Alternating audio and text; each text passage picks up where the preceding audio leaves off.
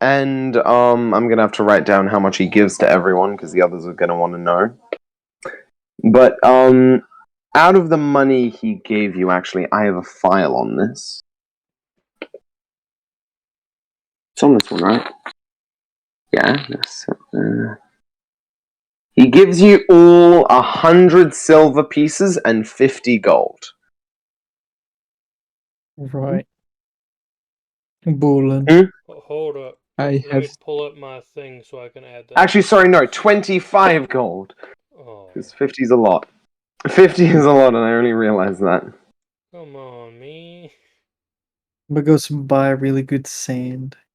Actually, I'll give you 30 gold pieces and 60 silver pieces. Mm. There you go. It's better. He like pulls out some bags, tips it out, and hands you each money. And then once he's handed you all money, he puts all his money back, puts all the money into the other money bags, and then puts that underneath the table for sorting for later. And then he sits there and says, "Well, I'm actually surprised you got out of there. Wow." Well, I'm guessing you what people you want to... expect? Well, I expected maybe a couple of dead bodies and I wouldn't be able to go after the people that tried killing us all. Oh well. So what do you people need before you go around exploring the town? Because maybe it would be best to come accompanying to understand what the town has before we just go on a massive heist so that we don't look suspicious. Are there any markets nearby selling some fancy sand? We're in the middle of a swamp. I do not know where I am.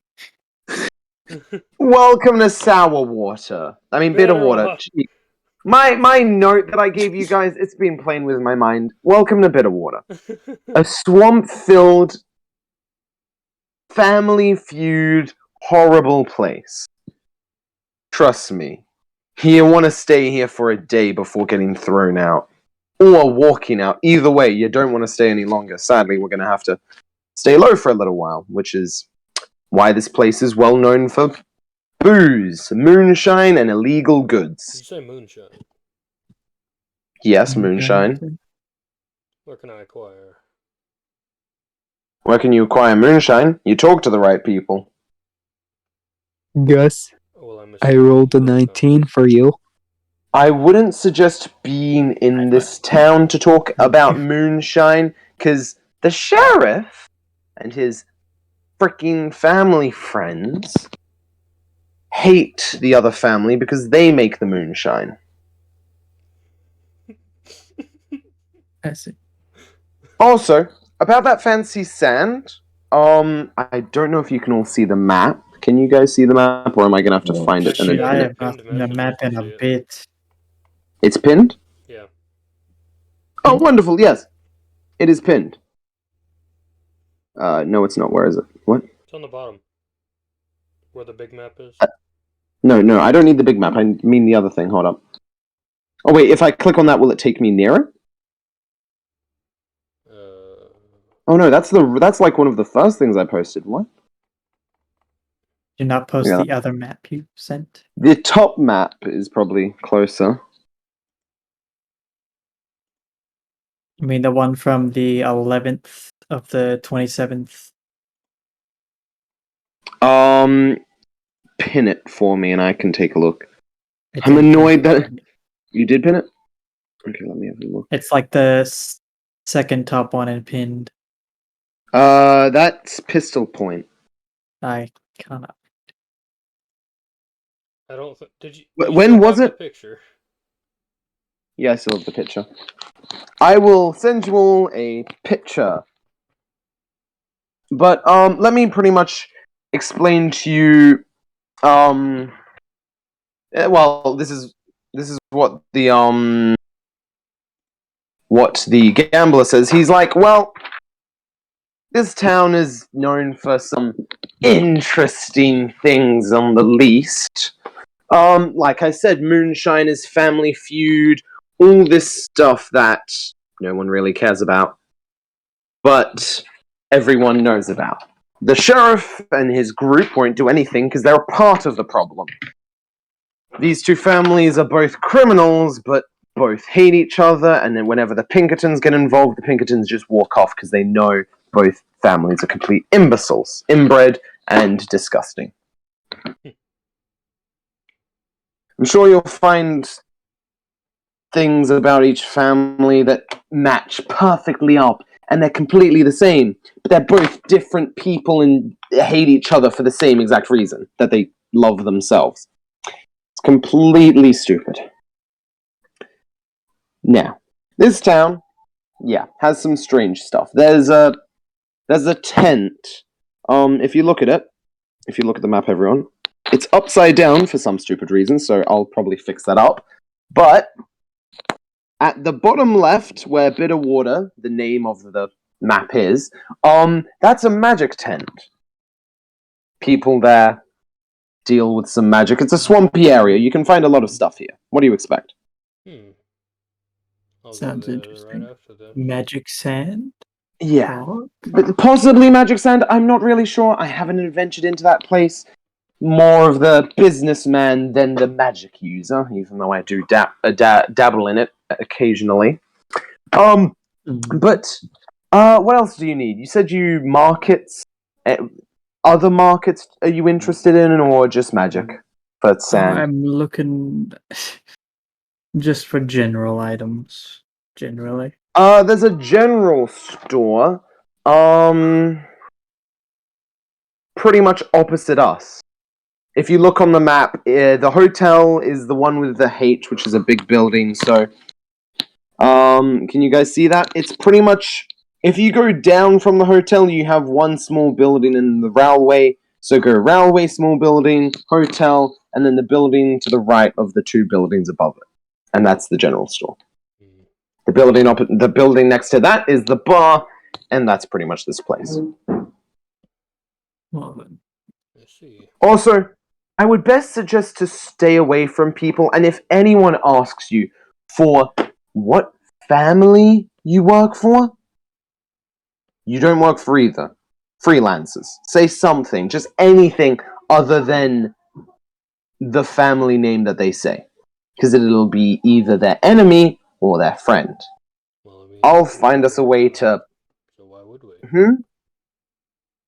What was that? We don't work for them, so why would we say that?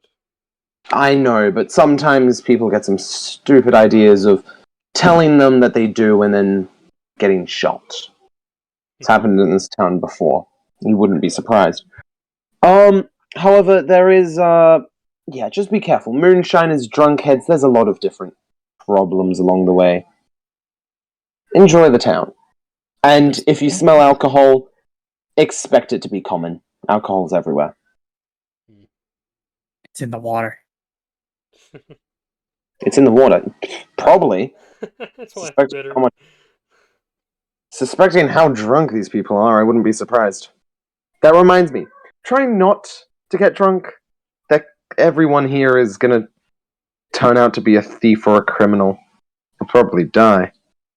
Anyway, good luck now. If you need any more questions about the whole issue that happened at Pistol Point, I'm here to talk. Off you go. Quick question outside of gameplay. Yes. Codex, it's been a while, but like, what's your character in this game? I'm a dark elf. Oh, that's Claw. right. Oh, Class as well? What is your class? I am a rogue. Ah, sneak. Okay. And Gus is like a sorcerer, right? I'm a warlock.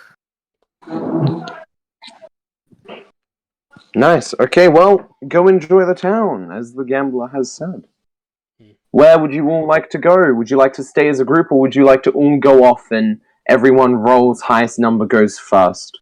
I am going to go to the witch, or not the witch, the place where the magic stuff is sold. Magic I 10. also wanted to go there as well. Wonderful. And Codex, what about you?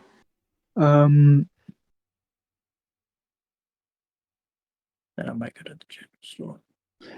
I'm gonna try to find a gun. Well, a sniper, actually. You're going to go to the gun store. Yeah. Okay, I just rolled a 2. a 2. Yeah. Okay, well, King Step and 2 Gus feet out of roll. Alright. Yeah, well, this is for Codex looking around. Okay, well, King and Gus will go first. Codex, roll for me to see who goes first. I'll tell you what building you Wasn't walk it Gus that into. needed to roll? Didn't 9. 6. Well, actually. technically, you got a 6. Okay, then. Well, Well, I'm going to the magic store as well, so yeah. Anyway, so as you both split off, King, I'm gonna just quickly tell Codex where you end up. Codex, you walk up to this where do you walk into? Actually, I'm gonna roll a dice for this one. See what chaos I can get you into. Hat. 1, 2, 3, don't 4. die. 4. Okay, you walk into the train station, bustling away. Anyway, back to King and Gus. You walk up to the magic house, the magic tent, and you see this kind of door, or kind of. I don't know what the name of it is. You know those? They aren't really doors, but they're these weird things that are sewed together. a veil? Tinkles. What? It's like the little ropes with beads on them. So Yes! you guys with Yes, those. Those are in the doorway, and the tent isn't that big from the outside. I'm guessing you both walk in. Yes. that? Eat some Doctor Who shit. Yeah, pretty much. You walk on in, and it's like a one-story place. But as you look up, it just kind of grows like a tree and branches out, and it's bigger than you would expect. As you walk in, a little bell rings, ding ding. As you hear someone call out, "Come in!" I want to look around to see what's just like what he has and like Okay. just sitting around. Roll for me, and then I'm gonna have to come up with some random stuff. Gus, what about you? I want to You see the gonna wait- man. I'm gonna wait at Okay. the front desk for the man.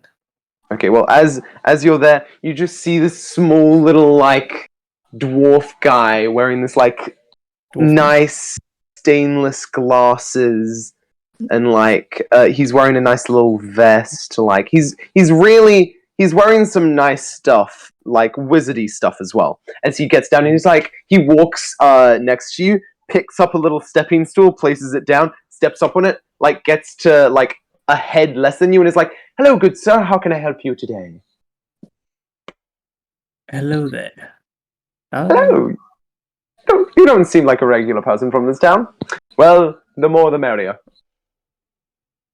Just an explorer. I I'm see. looking for some magical items. What do you have around? As you can see, he just puts out his arms. King, I'm gonna just tell you what you find. You pretty much just find scrolls in different languages, a book, just a hat sitting there. Oh, I don't know why there's a hat sitting there. Maybe, I don't know. it's the hat from Harry Potter. No, it's not actually. It's like just a regular cowboy hat, just Oh. with the little sewed thing around the bit, like glowing. Anyway, the little dwarf puts out his arms and is like, "This little tent has quite a lot in it.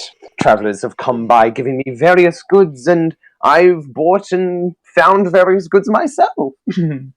So, anything to your mind's content." I'm looking for some fancy magic sand. "That's a first." He just chuckles to himself lightly. "Would you mind waiting here? I'll go take a look in the stock book." He just like gets down from his little stepping stool, carries it with him over to his front desk, puts it down, climbs up, and then starts flipping through this massive book.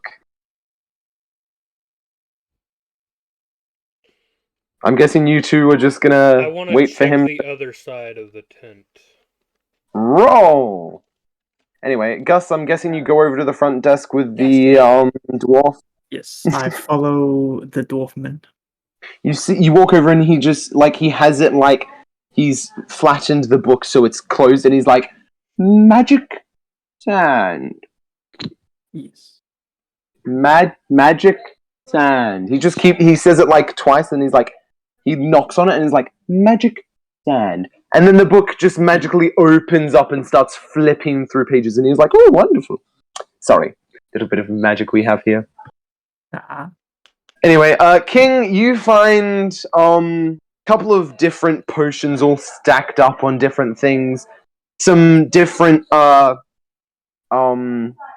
different weapons, like a couple of swords, some different objects, and yeah, that's pretty much it.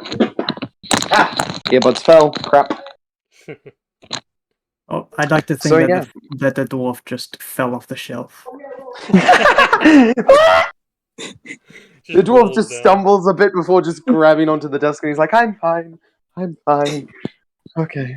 Not fun. I'm gonna roll to see if he actually does have magic sand. High is good, low is bad.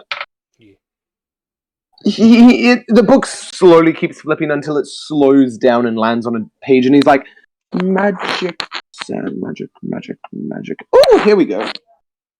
Some sand from the land of Vanasqualia. Very off-distant land with some high magic users, and since magic is very well used, it's all stored in the sand. It's quite fascinating, actually. I have many stories to tell, but like you want, I'll get you your sand. I hope your buddy's having a nice time looking around the shop. The dwarf just like kind of jumps up on his stepping stool, waving to you, King, and he's like, "Hello, good sir. Hope you're enjoying your time." Before getting down, climbing up the ladder as the ladder magically starts moving as well, like going around in a circle around the outskirts of the tent.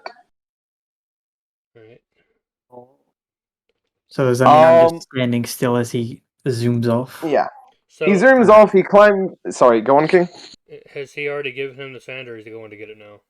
He's gaining it now. He climbs up and he's like, there we go. You can hear him like moving some stuff, grabbing something, and then you just see him walk over to the ladder, and like he has this like medium-sized jar just filled with this weird glittering sand. As he then just like grabs onto the ladder and he's like, "Here we go," and he just slides down it just like a fireman of some kind, and then just lands at the bottom. He's like, "Oh, there we go." Carries the like heavy jar that's kind of it's like double the size of his head, and he just plaps it on the desk and gets back up on the counter. I mean, on the stepping stool. Alright. So, how much would you like to buy? How much per jar? Per jar? This is quite expensive, surprisingly. For this jar, maybe 35 gold? Do you have that much? Normally when people come into my shop, they normally don't even have half of that. So, surprised you want so much of this. How about I give you 15 gold and some red sand? Red sand? Red sand from where? He just fixes his glasses, like, waiting for you to give him some sand to look over with his glasses. And I put the bag to show him that I do have the red sand. Where did you actually get this red sand from? Like, Roman fees that rack up Let me check overseas. the map. Where's the map again? Hello, automatic. just rich open when it. I'm exploring the world. Hello, Google Fi. A phone plan that Got can. it. Fuck. At Hampton by Hilton, hot can't tell breakfast what's means desert on daddy-daughter the map. time and waffles. okay, with so extra chocolate everything sauce. except, And extra giggles. so there are certain, like, And little extra lines that I napkins. draw around Book our stuff. So the family area plans around at Pistol Point, that's Hilton.com. forest. To new memories. Everywhere around Hilton. that is sand. Same with Bitterwater. St. Bluff is in sand, so is Copperworth, but there's near St. Bluff is a forest, and everything else is other stuff. Hold So on, you see what I I'm mean? gonna do a thing. Okay. Everything. No. But you can see what I mean, right? You'll see. Or- Yeah. You can? Wonderful. Okay. Okay. So where did you get it from? I got it from Copperworth. Somewhere near Copperworth? That would normally be sand, which is more grey. It's pretty much worthless. The only place that I think you would have gotten some red sand from, you see the road path that goes in between Pistol Point and Saint Bluff? I would say that would be one of the only places to get red sand, because that area there's stuff up with it. What if I say it's blessed by the spirit of the sands? Is it, or is that a lie? I'll take it as a It is deception. Yeah, Roll roll, to see if you can lie to the man.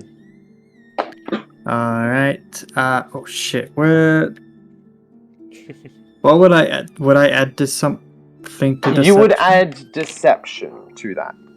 I'm gonna roll. This guy has plus. The app doesn't have deception. What would I But add? just use charisma. Yeah. Charisma? Yeah. Alright. Oh. Are you good with me just using my regular dice? What? Like my dice in my hand. Yeah. I'm confused. Like real dice in my hand. Yeah, you can roll real dice. I'm fine with that. That's what I do. Alright. That's a 9 plus 2. 11. As you hand him the sand That'd and be a say big it's time fail. from this area that you know of and it's blessed by the sand gods, he's like, oh, it's not blessed by any sand spirits or anything. He just puts some glasses on it. However, with where this is from, how much do you have? Just summons more. As a man who travels by the sand, I have... Fuck. I did numbers... I have 13. 13 what? Bags? Yes. How much would you like to sell me for? I'll say one of these will cost 3 gold. How does that sound? 3 gold? So if you're buying that for 15, and then I take 3 of these, that will be 9, 24. So I need 5 of these. 5 of these? 5 of these, please. I'm still surprised that you actually have some of this, even though you may travel by sand. It's quite hard to find these, other than the magic sand that I have right here. So, This is more valuable. do you count that as a trade, my good sir? He just puts out his hand for a handshake. Yes, a kind gentleman. I speak in Dwarvish. Pretty sure I said Dwarvish. Yeah, I have Dwarvish. He speaks in common either way, so he's like, oh, someone who knows the common tongue. He just shakes your hand, and as he shakes your hand, both of your hands kind of glow, and you can kind of feel like this is pretty much how he keeps track of who he sold to what. Okay. He then passes you the giant jar of... It's not completely filled, but it's filled up quite a bit of magic sand. He takes the red sand, he pops it into this little satchel bag that he has on him so that he can write it down in the book, and then he takes the money as well and puts it in his little cash register. Video. Thank you, kind sir. No problem. I didn't catch your name, actually. What was your name? My name is Sandwalker. Sandwalker? Interesting enough. Well, I hope you have a wonderful day, my good sir. He just lightly tips his little hat before he waves down King. No, he doesn't know King's name. Excuse me, gentlemen. Have you found what you're looking for, sir? No, I have not. All I see well- is just a bunch of junk. What do you have? What do you mean, junk? Some of these stuff is quite fascinating. You've got scrolls of invisibility, magic of teleportation, magic hats, magic weaponry. I'm surprised you call it junk, but what do you mean? What else do I have? I'm looking for fire-related weapons and knowledge on how to work against it. Cypher. Work against fire? So you mean water? Not necessarily. If I want to No? fight my own people at any point, I want to have an advantage. What do you have that could help against my people? Fire Oil tribe, I water. take. You look like one of them. Yes. Possibly some deflame spells. Follow me. He gets down from his little stepping stool, he puts it, he carries it with him. He walks up to a door, he knocks it twice, waits a certain amount of time before tapping it once more. The door slowly opens into this room. And in the middle of this room, as you're walking, there's a couple of weapons, like flaming swords, flaming other weapons. I have a picture of one of the guns. I'm going to send you the picture of all of them, though. There's one lava gun. It's at the top of the I've seen thing. that picture. I just saw that today as well. Yeah, I found it and I was like, hell yeah, that's going to be in the Western thing. There's just that sitting in the middle of it, and it has a little tray underneath because it's dripping magma onto that.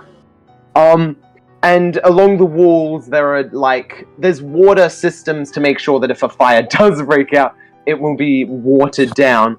And then there's little files of spells. He walks up to a file, puts down his stepping stool, opens up the bottom one, looks through it, closes it, opens up the second one, flips through it, and finds a couple of scrolls. He pulls them out and is like, and a spell that will make sure that your opponent will, if they're using fire, will extinguish the flame. Fascinating spell indeed. Comes down from... Let me see. I definitely... comes down from Deadwood. Fancy town that doesn't really have much fire, but just in case they have plenty of these on standby. So, tell me exactly, what do you mean by extinguishing it? Does it kill the person? Well, not exactly, but if they're built out of pure flame, then yes, the spell would completely kill the person. The fire would snap out, the person that was there would become someone that isn't on fire, and that would be completely fine. Other than that,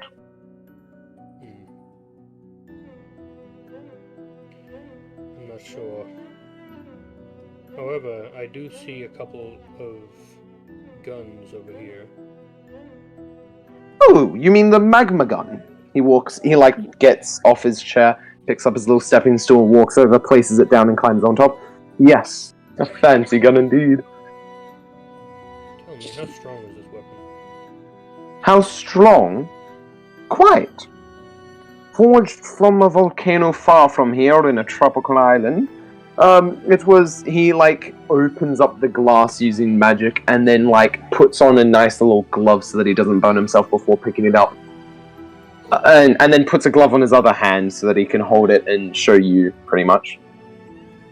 A very powerful gun indeed. It does quite a lot of damage to anyone that isn't exactly fire, but even to the fire people it does a reasonable amount of damage. Quite a lovely gun indeed. If you're looking at a gun like this that could possibly defeat, as you said, fire people, I do have a lovely ice one that you could catch your fancy. How much for both? For both the fire and the ice gun. Yes. Oh, well, these are quite expensive, as I said. They've been forged from places far from here, very far. And one of these are made every so often. I do have one or two in stock, but for the lava one, maybe 100 gold? 100. Yes. Like I said, just with shipping alone, this is quite expensive. Forging it is even more. Am I within hearing range of this? Yes. You were still in the store, and I'm guessing you were just following around. The door's still open, so yeah, you're within hearing range. You want some help with small saint to pay off this? What? Do you want some help paying off this, or do you have enough? I only have about 40 gold on me. And I don't have anything on me worth crap. Well, my fine friends, not to intrude, but maybe you could do some simple tasks for me then to get some more money. How does that sound? What kind of tasks do you have in your mind? Well, simple tasks, for example. There are certain mushrooms in Bitterwater that are quite lovely. They do serve as a wonderful garnish for certain foods, as well as they are quite powerful in the magic beam. And I need some for a couple of potions I'll be brewing in the future. So maybe if you get me a couple of those, I'll pay you some gold and some silver for the work you've done, and you can try and get some more money to buy this. I'll take your offer on that. However, I do have something else in mind if I cannot buy this now. What is that? He just, since he had the gun, in his hands, on the table, resting still on the thing that's holding it, he takes it back, puts it under, closes the glass, and then takes off his gloves. I would like to see if you have any healing potions. Healing potions? Wonderful. We have plenty of those. They're quite easy to make, actually. He gets down his stool, goes through the door, and he's like, quickly, before the door closes. You two come out of the room, the door shuts. He then walks down, a bit of the room, and then brings you into this potion area. And there looks like a couple of... Actually, no, sorry. He walks over to the front desk and pulls out a box of health potions and puts them on the table. So, how many would you like to buy, my fine friend? How much for 4? That would be... I'll say 3, and the 4th one's free. 15 gold, my fine friend. Sorry, no, not 15. 12 gold, my fine friend. Alright. I'll get that. Wonderful. He takes the gold, gives you 3, shakes on it, and magic is stored. Alright. Will that be all for you two for today? That's all I'll do. I've gotten my sand. Wonderful. I hope you two have a wonderful day and may your journeys be. That's a job. If you need anything else or you need a job, I'm always here to help. Oh yes, before I leave, do you have any information that would aid me in finding these mushrooms? Well, they normally grow... Surprisingly, they normally grow near trees that have rotted away, or bodies of water which have magic surging through them. It's sometimes quite hard to find, but not always. Sometimes it's really easy.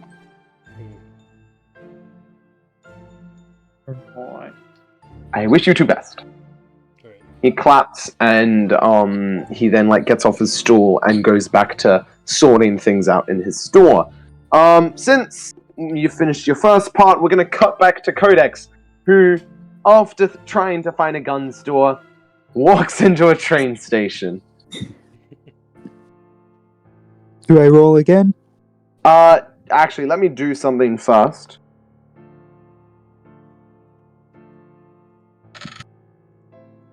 And let me do something as well. Yeah, the train. There's a train there that's being loaded up with goods.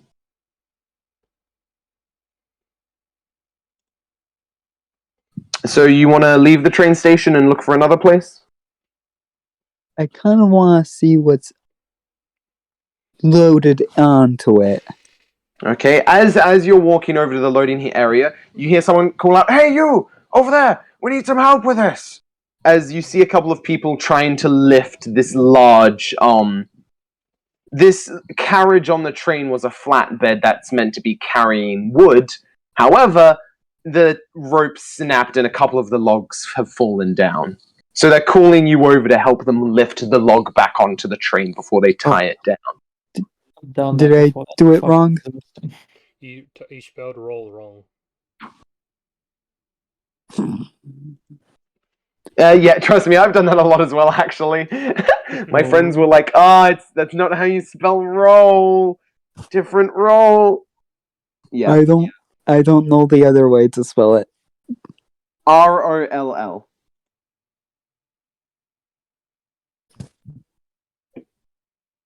So what is that for? To try to help them. Okay, so you walk over. What is your strength modifier? +1. 9. You try and help, and it's quite hard, but they're gonna try now to see if they actually can get it up with your help. They lift it up and they just place it back on the train before they're like, quickly, bring over the rope! Before people throw over the rope, they tie it down. And the person who calls you over, like, pats you on the back and is like, thank you for your help. My good friend, my good stranger. How long have you been in this town? You don't look like someone that many people have seen around here. I just entered the town. Oh, understandable. Well, my name is... Let me just find the name. My name is Brian. Brian Wolf. Hi, Thank you Bri. for the help with loading this train up. It's been I'm quite a busy Amber. day. Amber. Wonderful to meet you, Amber. I'm the sheriff. Well, I'm within the family of the sheriff of this town, so it's wonderful to meet someone new coming into this town. I wish you a wonderful day, Amber. He walks off, and he's off to go do something else. Come if he knows where the gun store is. Hey, so Oh, yes? I'm wondering one thing. Yes. Do you know where the gun store is? Oh, yes. If you go... let me see where I put it. If you go opposite the hotel, it's one of the two buildings opposite. Okay, thanks. No problem. Have a wonderful day. He just walks You off. too. So I'm guessing you go to the gun store? Yeah. Okay. Since King and Gus got plenty of time to talk with the magic man, I'm going to give you time in the gun store as well. You push open the doors to the gun store, and, yeah, it's pretty empty. There's like one or two people walking around, and you see the owner of the shop just sitting at his desk. I go to look around. Okay, roll for me. 8 again. What is your perception? Perception? Yes. Would that be? Perception. That would be. Let me just double check. Wisdom. +1. 19. Sanity, I 9. just did that. Yeah, thanks. I was going to do that later, but it's better that way. Okay, 9. So, you look around, there are some pretty good guns here and there. You weren't really able to find a sniper rifle. Well, actually, no, sorry, you've rolled high enough and it's pretty labeled. You look on the wall and there's a sniper rifle that looks just a regular factory-made sniper rifle just along the wall.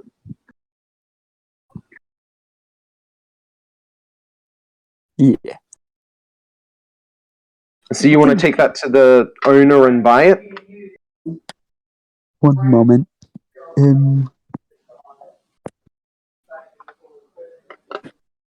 This is to investigate it. What do you mean investigate it? Wait, wants to have a look I- at it. Yeah, a better look. Okay, you wanna take it off the shelf? No. Okay. You just look at it and it's normal. It's factory made. Basic. You can customize it yourself, but at the current time it's basic. Yeah.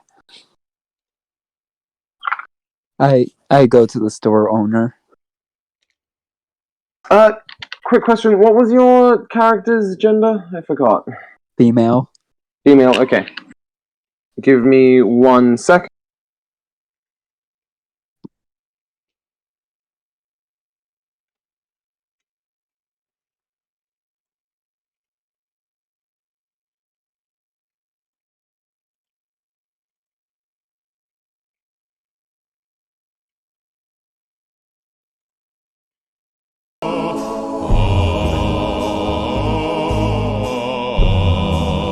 Find the hotel, vacation rental, cabin, castle, or chalet you want on Kayak. Search now. Trying to find this one, 'cause I can't remember it.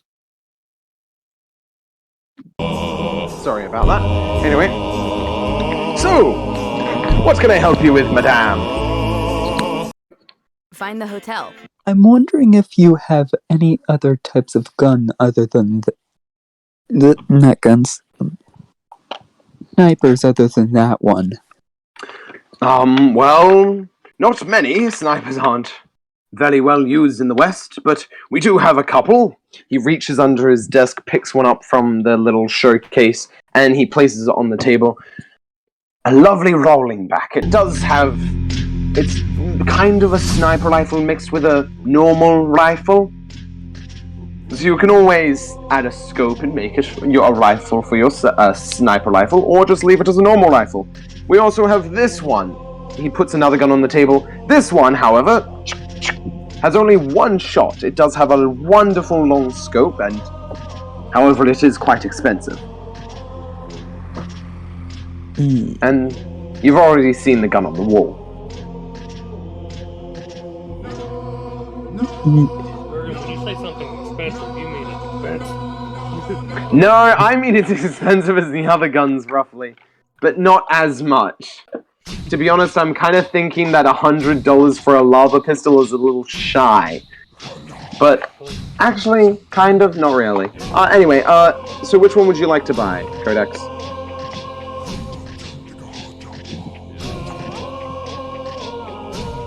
Codex? I investigate the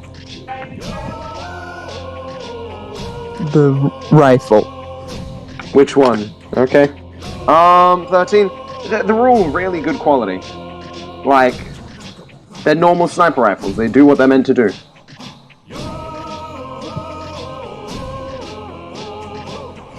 I'll take the one on the wall. Wonderful. Yeah. That will be 20 gold and... Sorry, that'll be 20 gold and 10 silver.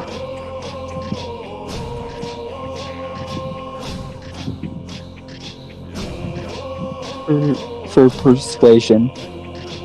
Okay, now he rolls. Yeah, you get it off of me. How, let's say, you're like, you say something like, are you sure though? Like, it could be quite cheap, you know, I could just go down to the factory, and he's like, okay. And he forgets how much it actually costs for, so he lowers it to 10 gold and 5 silver. You cannot lower it anymore. That's half price. I take it for 11 gold. Oh yeah, actually that works, yep. You give him 11 gold and he's like, there you go, here's a pack of bullets. He puts some bullets on the table and go buy it. Also, how bullets will work is that, yeah, you'll count every time you shoot a gun. So, if you shoot a gun, you'll count 1 shot. And since the one on the wall has like 5 shots, once you've shot 5, then you'll take 1 action to reload, and then, yeah. Okay. I'll only work on how much bullets everyone gets, like, later on. Anyway, is there anything I can help you with, madame? No, I think that's all. Wonderful. Have yourself a lovely day. Okay, Gus and King, what are you guys doing? I'm gonna head Or back you- to the gambler. Okay, you're gonna head back to the gambler. Gus, what about you? I'll grab Codex Yep. and then bring him back to the gambler, maybe. if Okay, he's done shopping. Codex, I'm guessing you're going back to the gambler as well? I just look around the place a little bit. Gus, are you going to stay with Codex or go back to the gambler? Probably go back to the gambler then. Okay. Codex, roll for whatever you're looking for. Well, actually, roll to see if you find anything that couldn't catch your eye. King, Gus, you both walk back into the gambler's room, and he's like, there you are. You're missing one. You know that, I take? Oh my god. Codex walks into a tree and falls unconscious until the talk with the gambler is over. Oh my god. Okay. Anyway, This What do you man. say? I'm sorry, Codex. Rolling a natural one is. Okay, so It's my luck right now. yeah, it's not that good. Well, yeah. So the gambler looks to you two, and he's like, "Hello, what can I do you for?" We need some quick work. Quick work? What do you mean? You mean in the town or by me? Whatever you've got, I'm sure you have something. Well, yes, actually, I do have some work. There are a couple of moonshiners in the area. Quite interesting moonshiners. You could possibly give them a ring, but to be honest, I wouldn't suggest doing that at this current time, because I'm not even sure which ones the family runs. However, let me see what jobs I have. Listen, we just need money as fast as possible. Well, does it matter if it's an illegal crime? Do you even know me? No, well, I do understand who you are. I'm just making sure that you're fine with causing a little bit of ruckus. You see, I mostly know which stagecoaches come from here and there, and the drunks in the bar are quite idiotic to tell me. There's a carriage coming towards, from Skeleton Ridge to Bitterwater. So, quite easy to hit. I want you to pretty much hit it. I can't give you how many people there are or anything, because I only know that it's coming. I don't have all the information on it. I only know that there's a bank carriage coming by. Sand, are you willing to go working on this?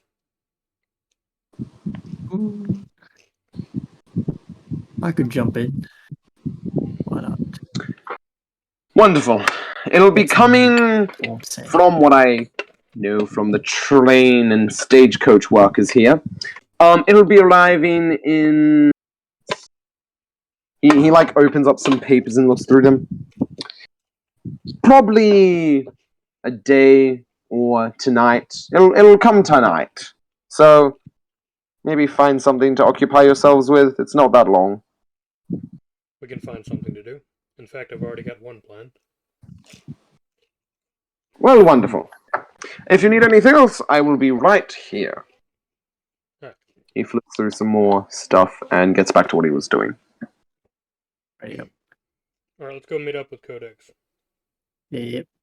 You walk over to an unconscious body. Actually, no, roll for seeing if you can locate Codex. Oh gosh. Wait till you all roll a natural one and you get a drunk head into the party. Oh, well, King finds him. King finds her. Did we add anything like investigation? Yeah, investigation. Okay. That's a 2. What number did you roll? Well, I got a natural 1 and Okay. and add a +1 to that. So Yeah, well, just letting you know, for natural 1 and natural 20, don't tell me, like, you add anything. Just tell me that it's a natural 1 or a natural 20, because well, I'm blind. it's fine. So, King and Gus separate paths, because they think it's smart. Gus walks into the bar thinking Amber would be in there, picks up a drunken guy, walks back out, the guy's unconscious, And Gus is screaming out, "I found Amber!" I found him, Ben. I found him. As King walks over, looks at a tree, and finds Amber unconscious next to it. As he immediately hears, "I found her! I found her!" Sand, I don't believe that's the right person. You sure? Codex, you wake up. Okay. Oh, Other random Amber, you wake up. What's happening? What's happening? Oh, my apologies, mate. I have mistaken you for this fine lady. he just throws his Yeah, beer mug at you. I'll take him back to the bar. Hey, you go do that. I'll ask Kodak. What is your name? Amber? Yeah. I ask Amber what the heck you were doing. I walked into a tree. I already regret saying that. I'll be back in like 5 minutes. Okay. Sorry, what? So, Gus is returning the person from the bar, and what are you guys doing? We were just talking about why the heck Amber was like sleeping under a tree. Understandable. Okay, Gus returns the person, and they're like, "Oh, thank you," and then immediately passes out. They're too drunk. Also, Gus is also AFK for about 5 minutes. Okay. Do you all enter the bar together? All right. Do you? Sure. Yeah. Okay, I'm gonna roll.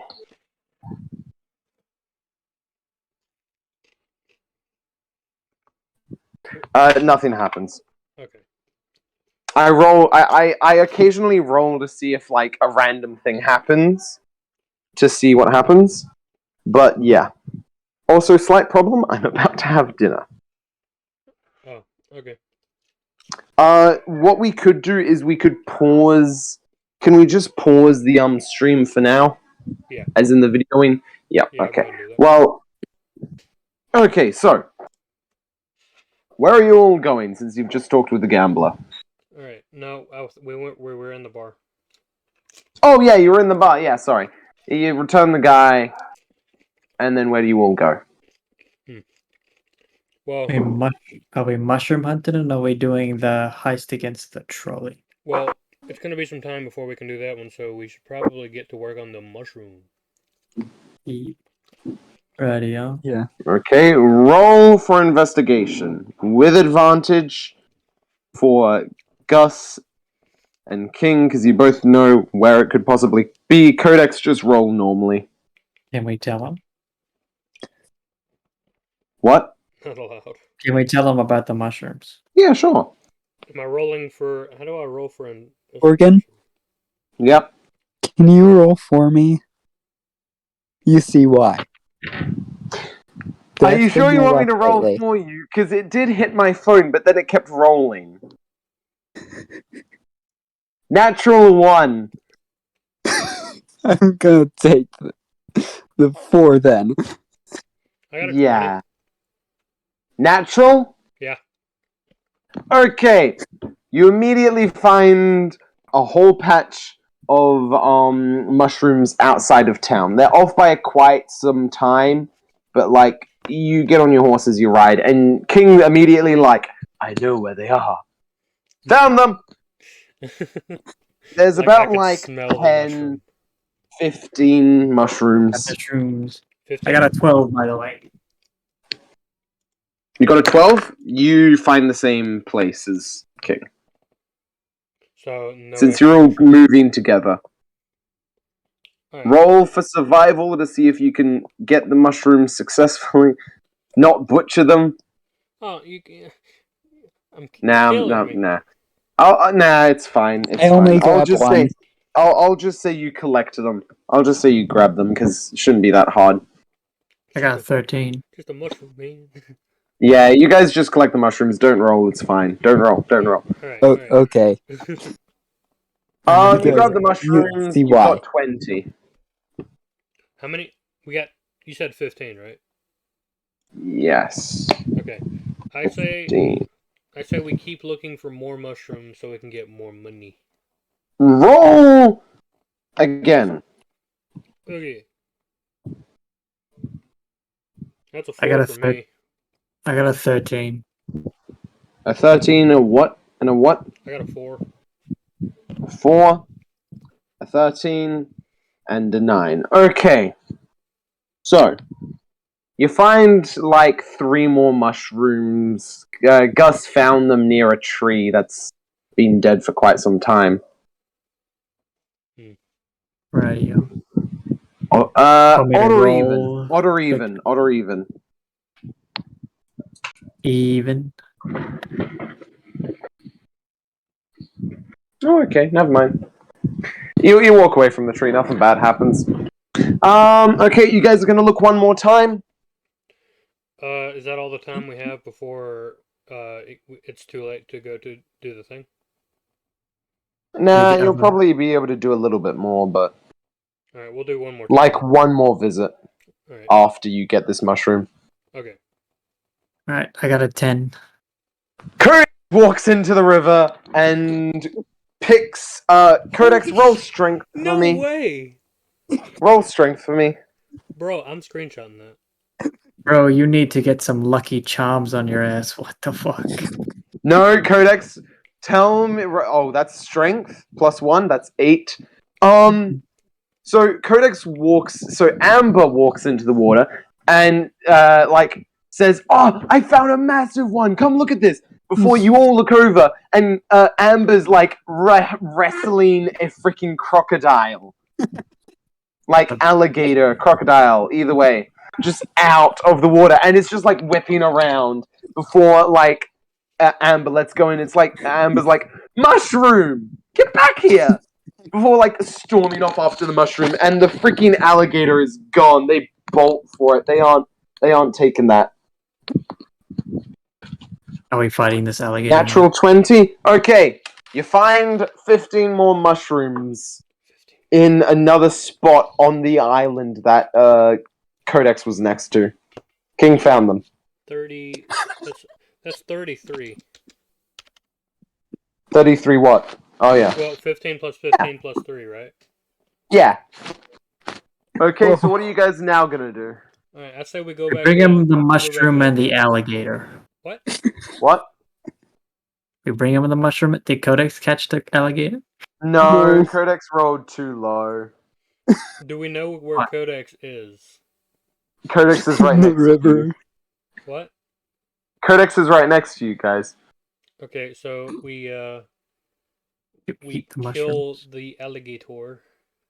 Oh, it's swam already off. ran off. I'm not gonna put you through combat. Oh.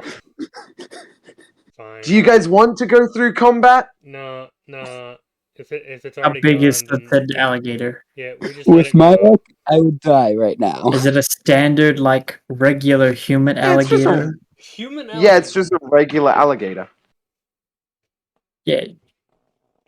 You want to fight it? No, I thought it was like a big D&D one, like whale size. Well, let me find out what alligator the book has. Alligator. It's at the back of the book. Zombies, alligators. Where the hell are they? Alligators. Alligators.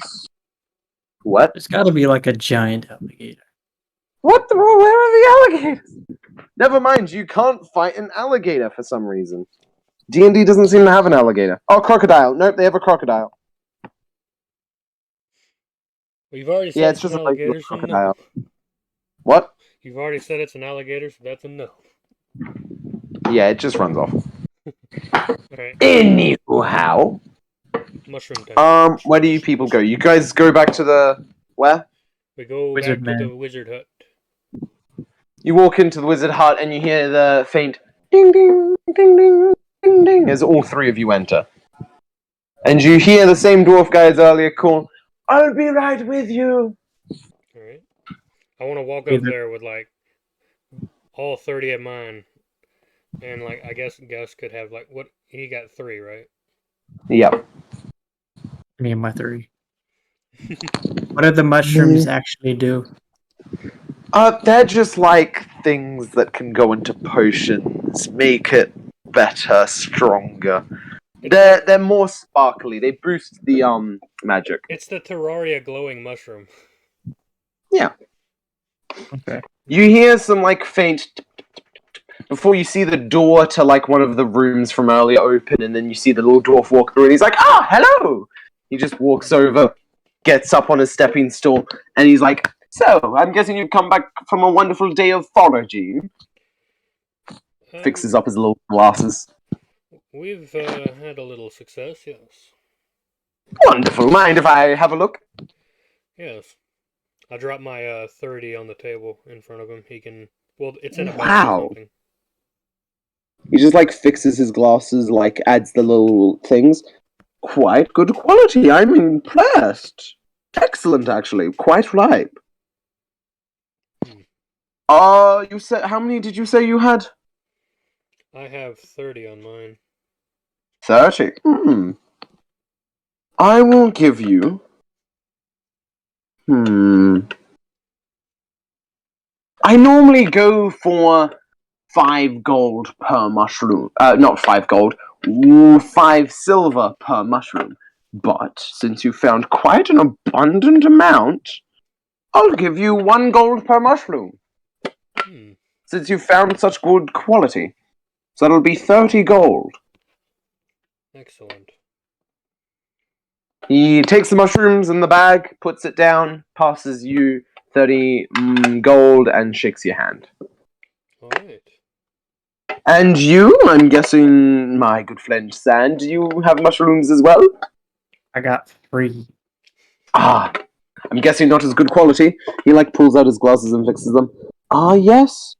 I'll pay you 5 silver for each. I'll take that. You get 15 silver. Ooh. He takes the mushrooms, shakes, and puts them down. Thank you, my fine friends. Is there anything else I can help you with? No, we're good now. Codex, you want to have a look around this fancy store? Because you haven't been here yet. Yeah. Oh, hello, madame. I'm guessing you're new with this group. Yes. What'd you roll? The man left. Ah! Okay. What would you like? Get a magic gun. I remember having magic guns. Well, some magic modifiers for sniper. Magic. Okay. So you're walking or around and you're gun. immediately like, hold up. This is the Matrix. I know where the guns are.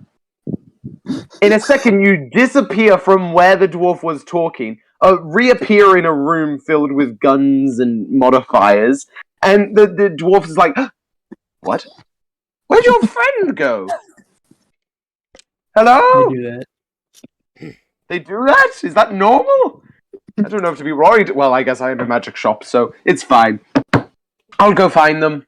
He just taps on this, like, table near, like, this little, no, sorry, he pulls out a little compass, taps it, and then he starts following the little arrow.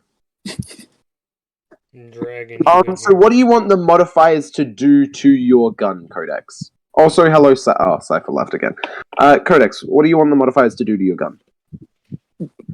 Basically, anything that could bind my enemies. What do you mean by bind? Trap them. Yeah. As In what vines, way? anything. Vines. Okay, you're looking around and you find this spell. The spell, you need certain ingredients to pretty much be infused with the bullet, not the gun itself, but the bullet. So you'll have a certain limited supply of them. But it's pretty much like a cooking recipe. It comes with a couple of the ingredients to make like 3 bullets for the first thing. The dwarf walks in and he's like, oh, hello. I see that you've got something on your eye already. the nice hold person bullet. Well, how do you want it to work exactly? Because you rolled a natural 20, so it does exactly what you want. Like, Basically, do you want vines to come out of the ground and hold them? Do you want them to just be frozen? Like, vines come out of the ground and hold them. okay. It works better in a green area. Yeah, it works better in green area and almost doesn't work in, like, desert. What about Yeah. like enchantment that you could just like engrave onto the weapon, and it just Well, like, this is enchants more the of into bullets? the bullets, because to enchant it onto the weapon, you would have to properly, like, you would have to get a blacksmith and an enchanter to do that. It is a dwarf. I'm a blacksmith. What? I know a little bit. What do you to explain? In character, what? Dwarf. I was kidnapped, and then a dwarf saved me. I don't know exactly what. One moment. Well, you wouldn't really have known much about gun forgery, so maybe not, if that's fine. I know mostly repair. Repair, yeah. It's not really that. It's kind of like removing certain pieces of the gun to enchant them. Yeah. Well, actually, since you rolled a natural 20, do you want it to be the bullets or the gun? Bullets. Cheaper. The bullets? No, actually more leveled. What I'll say is, instead of it actually having been pulled apart, I'll just say all the magic guy has to do is engrave a certain pattern on the stock of the gun, which enchants the bullets. Oh. It's either that, or just you have to enchant the bullets. However, if you enchant the gun, you can't decide it doesn't shoot that. It always shoots entangling shots. Yeah. So, which one would you prefer? Would I have to roll a second time? Like, Nope. Third? You rolled a natural 20. I'm just figuring out what you want. No. The gun itself. When I'm For it to using entangle people. Well, when you shoot, you would have to roll to hit, and then I would roll to see if they can beat a DC escape of, like, 14. And if they fail, they're trapped. If they succeed, they rip the vines off themselves, but they still get dealt damage from the bullet. Okay. I guess the second, it's on the gun. Okay. Oh, you just Matrix style poof into your hands a little blueprint of drawing it onto the guns, and he's like, "Geez, I haven't been able to do that once." Well, there was this one time. I'm guessing that's what you would like to buy. The store seems to be on your side today more than mine. Yes. Well, how much actually? Well, it is quite an interesting thing, and I will have to carve it onto your gun, so you may have to leave it with me for a little while. But let's say 25 gold. Got like 45. How about that? I'm at 1960 gold. 19 gold, 60 silver. I don't think I'm gonna be. I'll give you 6 gold. If you turn 50 of those silver into gold, you'll be able to pay for it. Codex, you have like 30 because of the guy who gave it. I used some of it. Oh, buy the gun, yeah. Yeah. Never mind. So, do you want to buy it, or because you do have enough? Just you'll be left with 10 silver pieces. Yeah, I will be. You pretty much immediately say, "Yep, I'll pay for it." You pass him the money. He's like, "Wonderful." He shakes your hand, and then he leads you back to the normal room. He takes the gun and the engraving pattern, and he's like, "You three have a wonderful day." As you see him pull out some engraving tools and start engraving the pattern into the stock of the gun. So what is your guys' plans now? I'd Gonna say go. we should go to the bar and have a battle plan ready for when we go and get that stagecoach. Okay. Yeah. No problem with that. So you guys head over to the bar. Yes. At the bar. Okay, you walk into the bar. It's a bit rowdy because it's late at night, but when isn't this bar rowdy? Like 99% of the time, there is 20 drunk people in it. The only Yeah. time it is 1% not is when it's work time. Anyway, so, what do you people, where do you sit? What are you pretty much talking about? I'd say we go sit on the corner, like a corner table, like in the corner of the. Where there aren't very many people to hear us talking about Robin Bling. Okay. You walk over to a back table and, talk with each other amongst how you're going to rob the place, the carriage.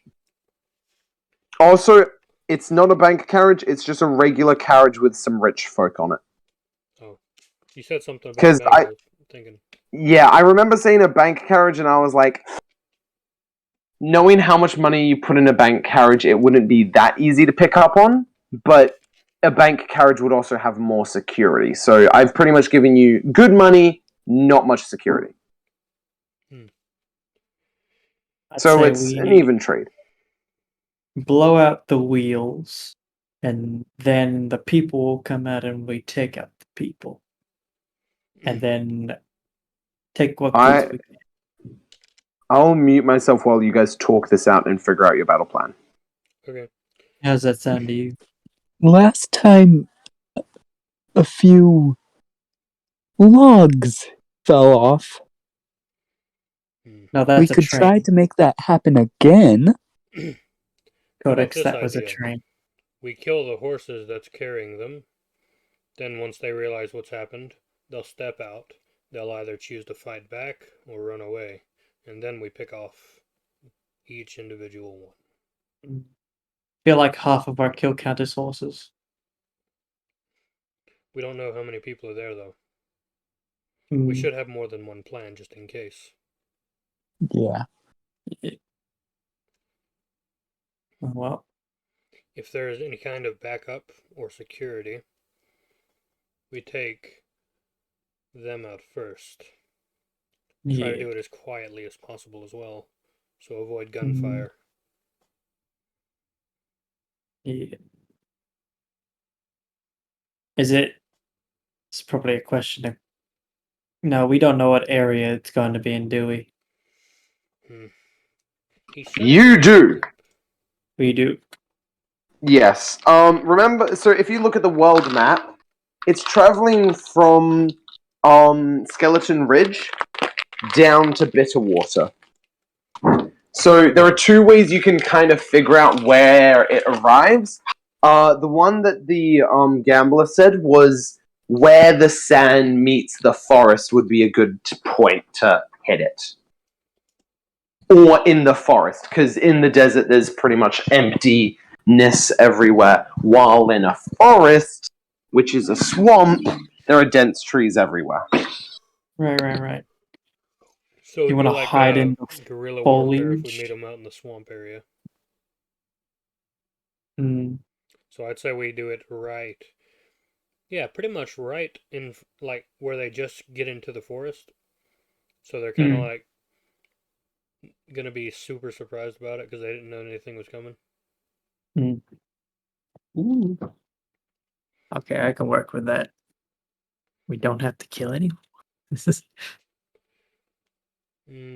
Are you all ready? Are you good with that, Codex? Yeah. Alright, so before we say we're fully ready, let's go back over the plan. So if it's just this one carriage with a couple people, we shoot out the horses and then take out the people as they run, yes? Yep. Right, and if there's backup, we try to sneak up, kill the guard that's going to be in the back, and if there's more than one, we both do it. And then if we alert any kind of guards in the front, we then go as loud as possible. I'll build a wall of fire to block off their exit way in front. Right. I'll. What will I do? I'll try and capture some of them so we could rob them with earth binding. So you're all ready? What's Amber gonna do Yeah. on this besides just be there as backup? Man's got a new fancy gun. Not yet. Wait, No, do I been have it yet? You No, have it's the been gun. upgraded. Oh, it's so being you do have upgraded? it. Okay. You should probably write No, it no, down no. somewhere so you remember that it's upgraded. Yeah, write down that it's upgraded, but you don't have it right now. The guy's still doing it. Tomorrow morning it'll be done. Do you have a backup gun? I don't have any other gun. Can I make him a gun out of sand? You can't do that, I'm sorry. As soon as it leaves your hand, it immediately turns into sand. Shit. However, Codex, you're a rogue. You are made for stealth missions. You walk up behind someone, stab them, and they get dealt ridiculous amounts of damage. Oh, And you'd be then great die. for this mission. Okay. I'd say if that's everything, I'd say we're pretty ready to go. We got 2 plans of action.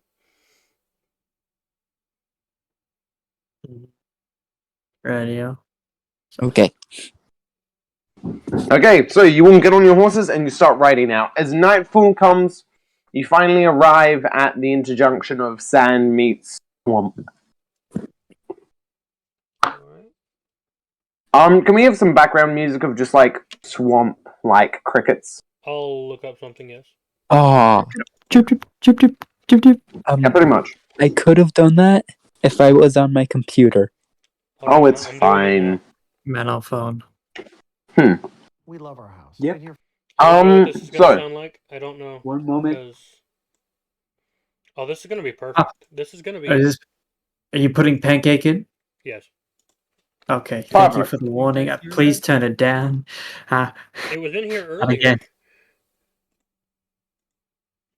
Coming from my ears. Turn You on. guys set up. It slowly gets darker and darker. You can't even hear As, it. You gotta turn it up.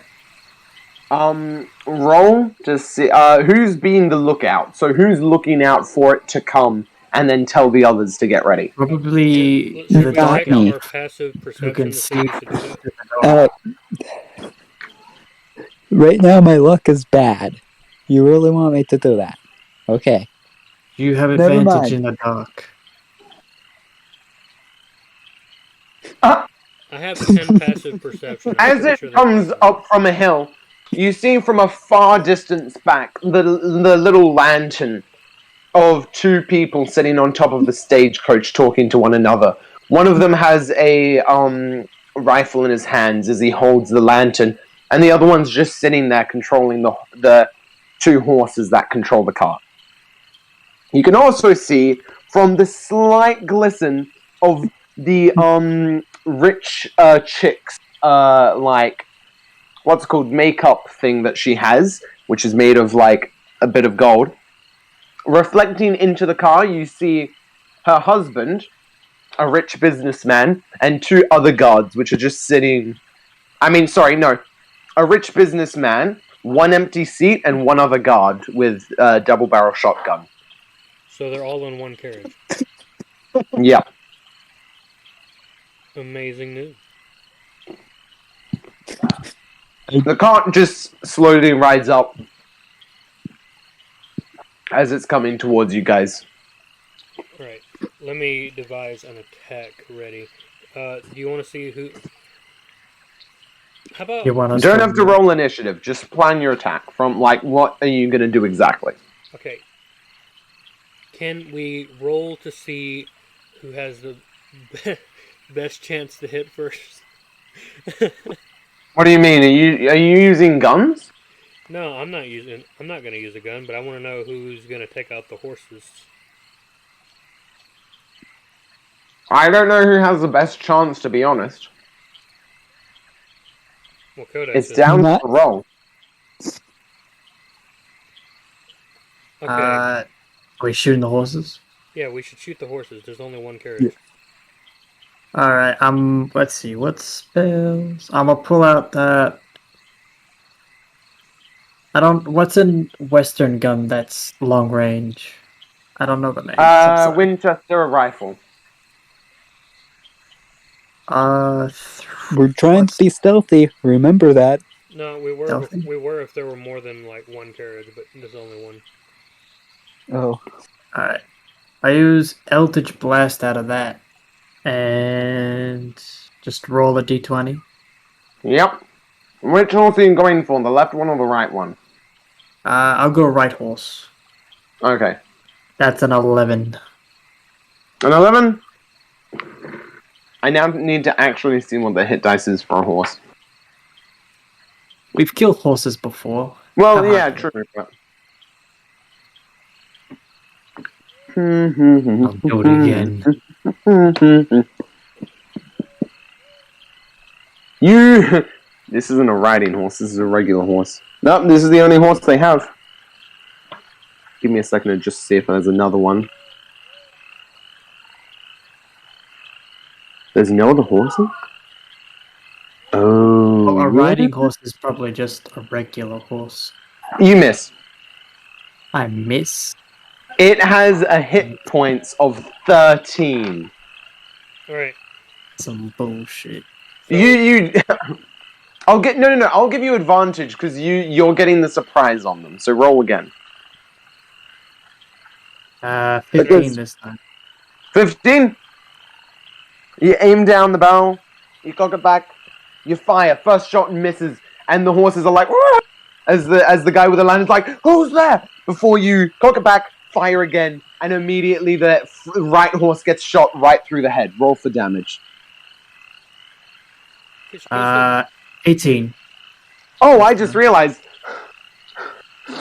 Sorry, when the 11 hit, that actually did. It has an armor class of 10. I thought the top one was hit points, but it's armor class. It has 13 health.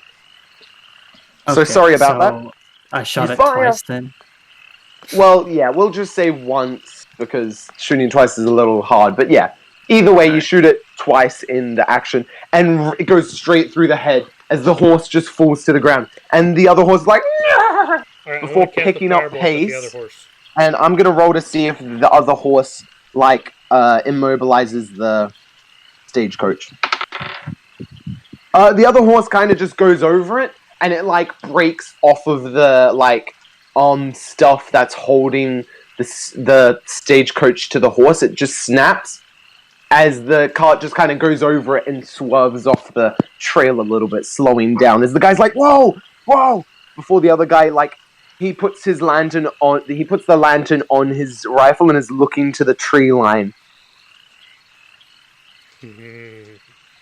The carriage is still movable, and they are literally about to pick up pace, but they're just trying to not bounce over an entire horse. Alright. Wait, so the horse is still on there? No, the horse that's died fell down, went under the carriages, and its reins snapped. The guy controlling it just let go of that, and it broke off. So the other horse is still there? You want to kill the other horse, Codex? Okay, I will cast a firebolt at horse head. Okay, roll. Okay.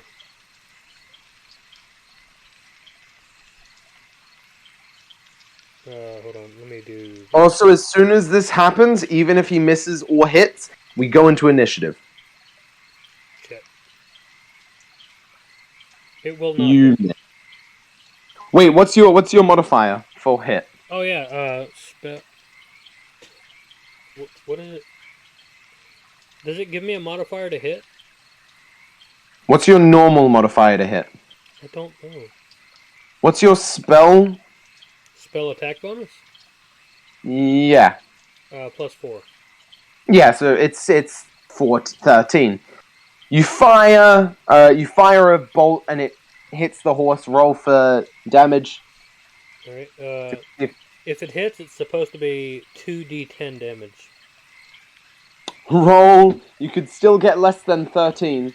Right. You could get 2 1s or 2 3s or 2 4s. 5. 5 damage? Yes. And it's fire damage too, so it should ignite. Yeah. You shoot it and it catches on fire, and the guy's like, "Ah, jeez, let's go of the horse." As the horse like bolts, pulling the stagecoach forward. The guy lost his reins, so he can't stop it. The horse is still alive, not much health, but it is still alive. We don't have to kill the horse. If we let go of that, then we're fine, right? No, because it's still attached to the stagecoach. Oh my gosh.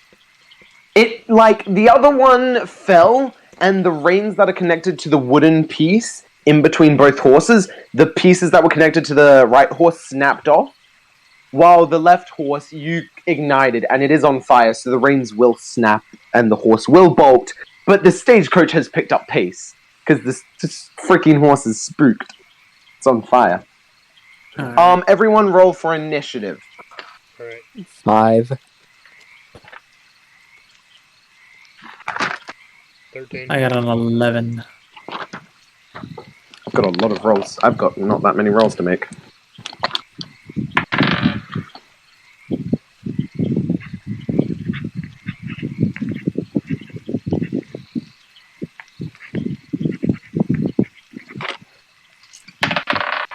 No, I can't see the numbers.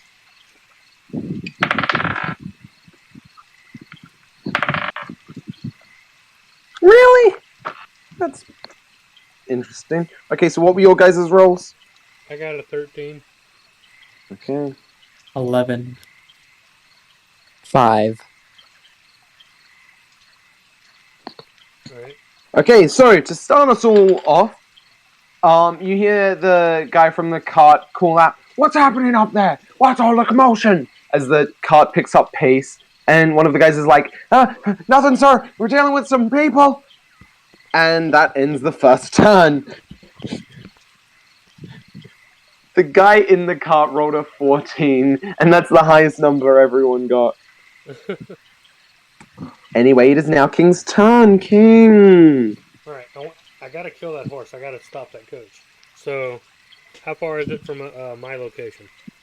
It's on the pathway. It's within, like, 60 feet. 60? Probably, it's like 80 feet, actually. Alright.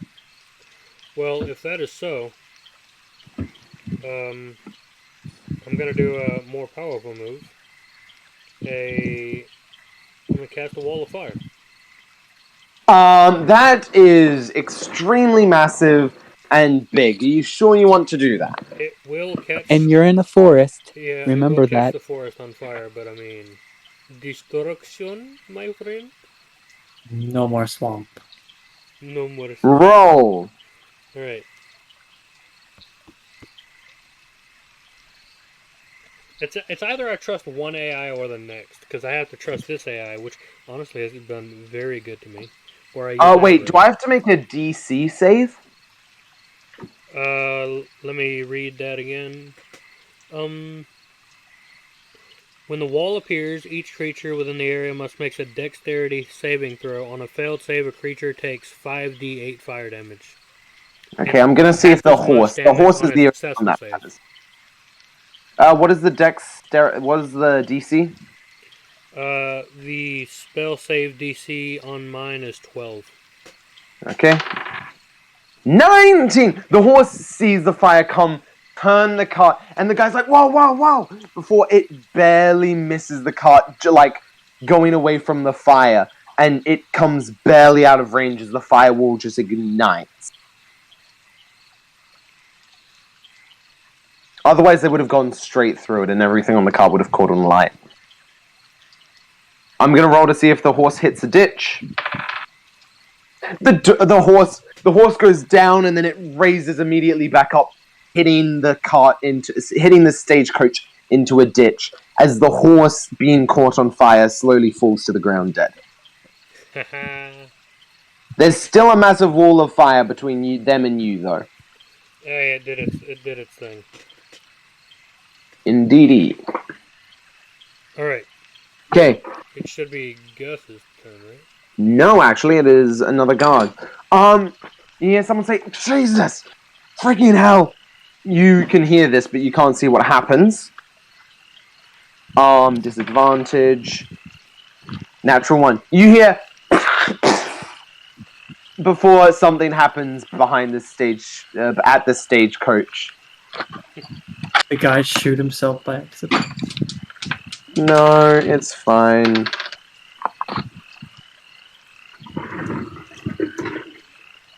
So...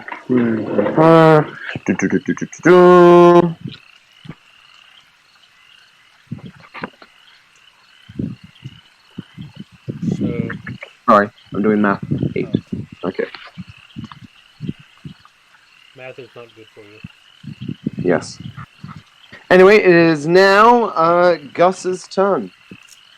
Now it is my turn. Yes. Can I see anyone outside of the cart? No, there's a giant wall of fire in your way. Wait, so they didn't go through it? They didn't go through it. Are you saying they're like right beside it? No, they're on the opposite side of it. Since you cast it in the middle of the road, it pretty much, the middle of the road is cut into 2 sides. So half the wall is on one side, half the wall is on the other. And the stagecoach, just before it went through, did a pretty much a U-turn, went ahead, and then you can hear it getting stuck in a ditch. Oh. Can I go to the side of the road it crashed into the ditch? Sure, you're gonna have to walk around the entire firewall. Okay. While I walk there, can I cast shadow armor? What? Shadow armor. Shadow armor? Yeah. I think that costs you a turn, doesn't it?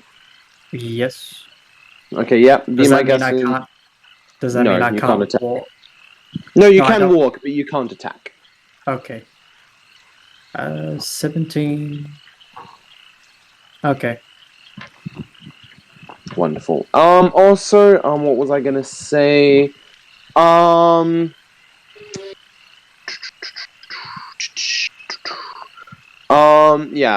Yeah, that's pretty much it. So do you walk over to where you can see the car? I'd say I'm like, well, because I cast shadow armor, I would say I'm like on the middle of the road, like behind the firewall, because I'm going around it. I'm like in the middle of the road, going behind it, trying to see if anyone's still alive from the crash. So which way are you walking, left or right? Are you not walking around the wall? I am walking around the wall. So you're going to walk into the middle of the road? Yes. Okay, left or right? Like, to walk around the fire, which way, left or right? Right. Okay, you walk around the right, and as soon as you turn the fire, like, to the left of you, just by a little bit, not the entire firewall, you see the stagecoach has got itself caught in a ditch. The guy that had just shot, and you heard a massive explosion, his gun blew up in his face. Is he dead? No, he's still alive. Alright. Is that then my turn because I casted shadow armor? By the way...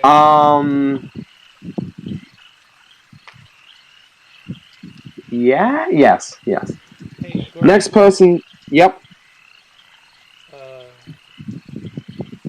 My attack is a concentration attack, which means I should be able to, like, release it at any time, right? Or do I have to wait for my next turn? Technically you can release it any time, yeah? Has Gus already did the thing, or can I just do it before he does that?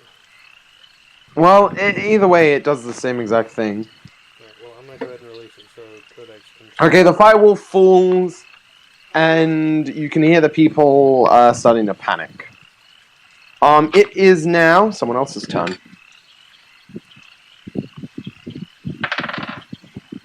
My dear darling, what's happening? Who's out there? Who's attacking? Nothing. Don't be worried. Don't be worried, hon. Well, we'll deal with this. It is now next person's turn. Woo-hoo.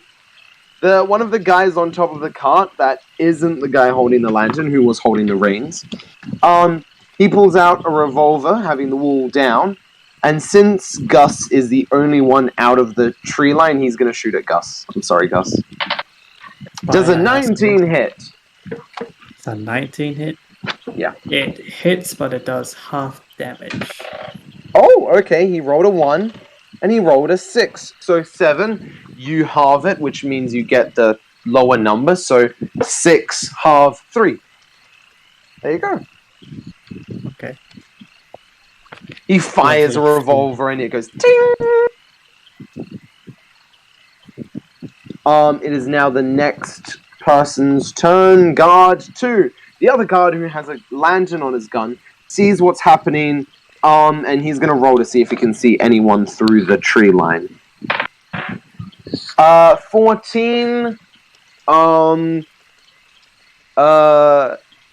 He would see me. I'm like in the middle of the road now. Well, yeah, he sees you, but he's looking for anyone else. King and Codex roll for stealth. Otherwise, he's just going to shoot you, Gus. I'm sorry. Okay, I can roll for stealth. You know what? I'm just going for the other one. What other one? You just rolled a 2. I got a 7 as well. From what? The one on my phone. 23 on me. Oh, okay. Well, just roll 1, Codex, not the other. Okay, so no one can see King. Codex, what is your final stealth? I don't know where it is. Dexterity. Look in dexterity. +4. +4, so that is 11. He sees Codex and is like, they've got more of them! And takes a shot. Does an 11 hit? Where do I look? At armor class. 14.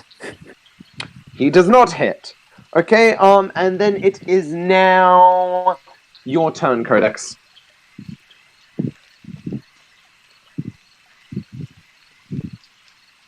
And I miss. Oh, wow. What are you using as a weapon? One moment, I use a bow. Okay, you hit. I don't know how to do a +6 on this. E6. It's... Hey, yeah. I'll be right back, alright? Okay. What? Hello. Hey.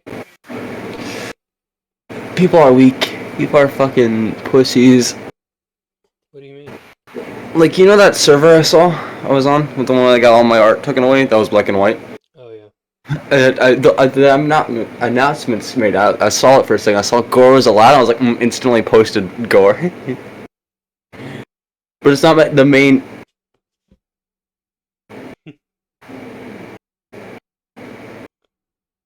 Like, did you post your drawing, or did you post, like, something worse?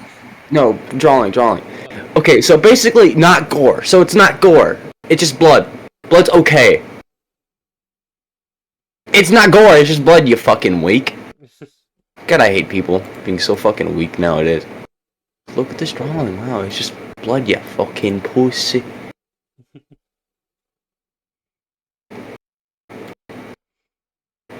Did you just wake up recently? What? Did you just wake up?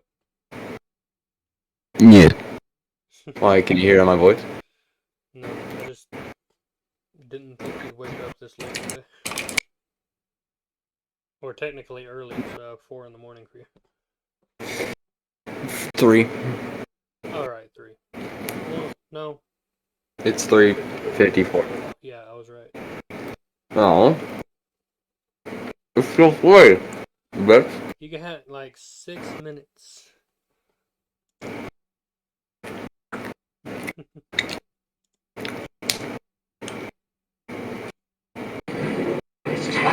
Anyway,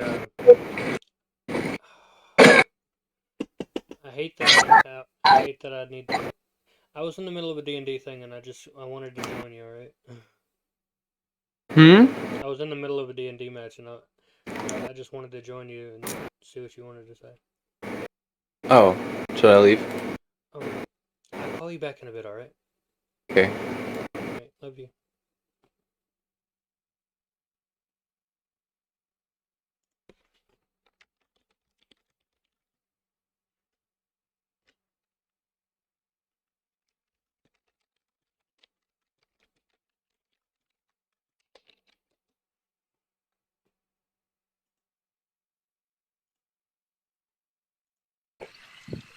It works like mage armor. Just How does it break? I don't know. It just says you can cast mage armor on yourself at will without exploding any spell slots. That's all it says. It doesn't give me any more information. Okay, search up mage, whatever it was. Mage armor. King, you're back. Welcome. We'll do your turn as Gus finds out a little bit of information for me. King, it is your turn. I don't think it breaks. Okay, well, let's just say that because the guy rolled a natural 20, and since he hit a tree, I'm just gonna say it does do half, but then I add, so it takes away 1/4 of the damage instead of half. Okay. Is that fine with you? That is fine with me. Wonderful. Okay, King, it is your turn. Okay, since I wasn't here, I don't know. Did the guy with the gun die? No. So everyone's still alive. The guy that was rich got out of the car, got a revolver, and then shot at Gus, launching him back into a tree. And that's pretty much it. Alright. I'm sorry, Gus. Okay. Let's do a thing. How much damage did Gus end up taking? He took 8. For such a transgression against a friend, I will use Dragon's Breath on Gus or Sam. What? Also, it says 1 bonus action, so I don't know what that means. Does that mean I get to do 2 things? Bonus action. You use one, and then, you get an extra action. Don't you have to be touching me to do that? Yeah, I can just, come over and touch you, and you can... So you walk over to Gus and touch him? Yeah. You walk out of the tree line, they can see you, you touch Gus, and stealth breaks off, so now you've all been seen. And, Gus, you're fine with giving Dragon Breath? Yep. I can send Which Dragon Breath are you using, King? Well, it's gonna be fire. Okay. The stagecoach is made out of wood. Could be shooting items. Nah. You can always... Lightning. Okay, roll for me. Okay. Why I have to roll?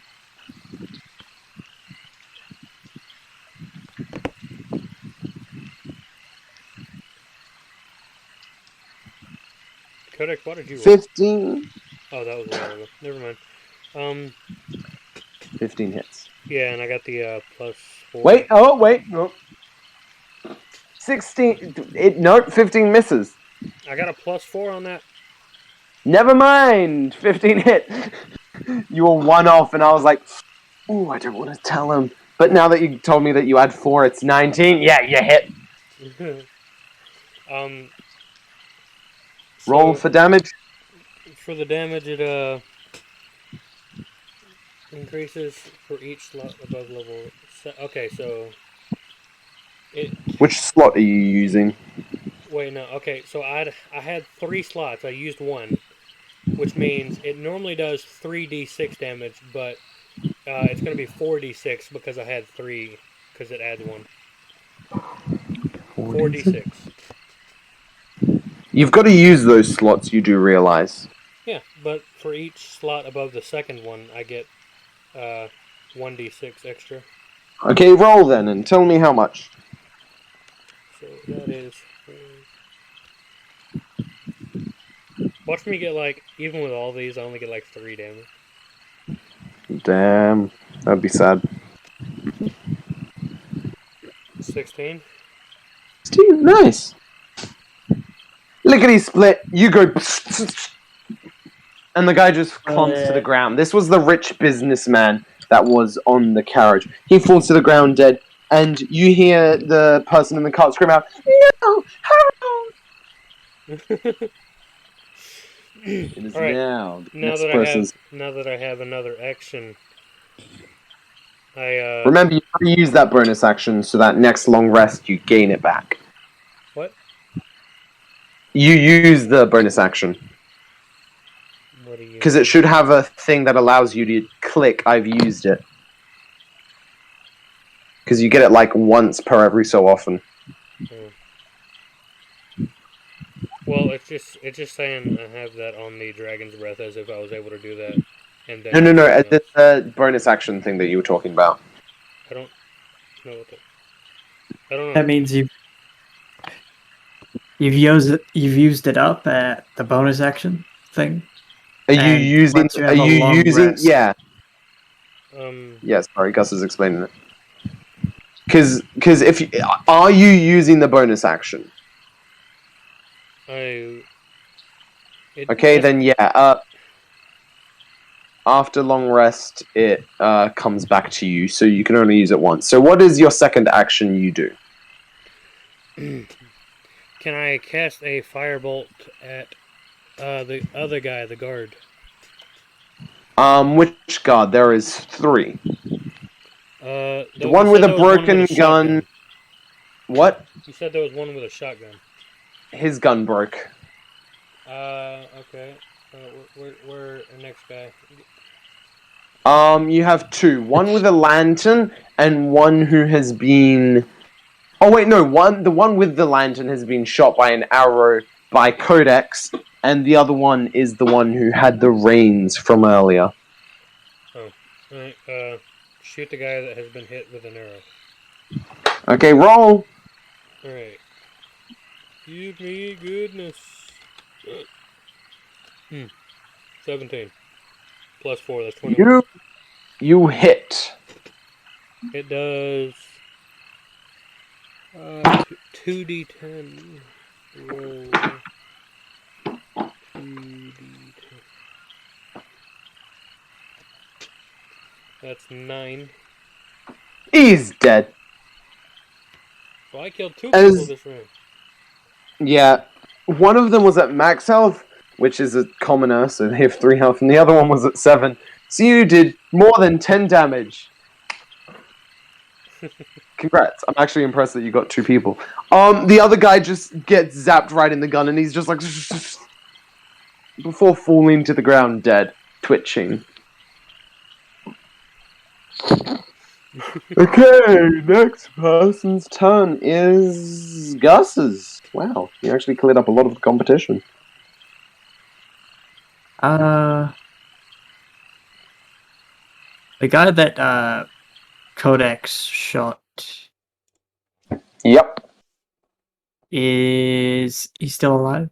Yes, he is still alive. Also, King, if you would be lovely, could you possibly make the music more into like an upbeat fight? Well, getting into it. So like battle music? Yeah, battle music. Ba ba ba ba ba ba da ba ba da ba ba ba ba. Anyway, yeah, what do you do, Gus? I'm gonna shoot that guy with an Eldritch Blast.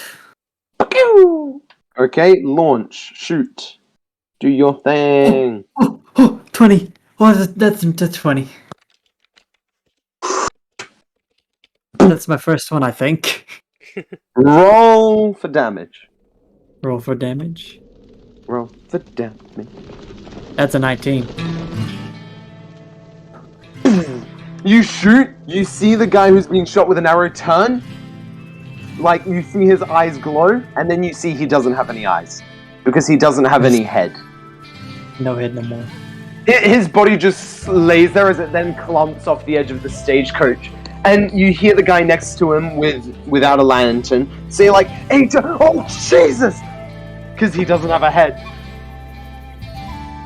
And just like, the guy freaks out and falls off the stagecoach, prone to the ground. I know how good this music is. We'll leave it. But the guy that's on the ground, oh, actually, no, it's the person on the cart's turn. So, the woman on the cart, it looks out and is like, shit! Before she, she grabs the stuff and she starts bolting away from the thing. She doesn't want to die. She grabs the loot? She grabs a briefcase. Like, there's a lockbox on the back of the stagecoach, but she grabs everything in the carriage where she was, and she's running really fast. So initiative's done, right? No. The one guy that's prone on the ground gets up from the ground. That takes his action. He's like, you freaking bastards, as he gets up to the ground. Codex, it is your turn. Does he get advantage because she's running away? Slay that man. Who? The lady who's running away. Is Codex shooting them? Yes. Merely asking well, that. you technically wouldn't get advantage. The only time you'd get advantage is if they're running towards you. But, 15 hits, 100%. Only for... How much damage did you do? You have to do a space. I did not know that. Base. You see them clump to the ground, but they're not dead, as they're just, like, slowly, like, wincing in pain, crawling away. So there is a guard next to the stagecoach that gets up, like I said, he's still alive. It is now King's turn.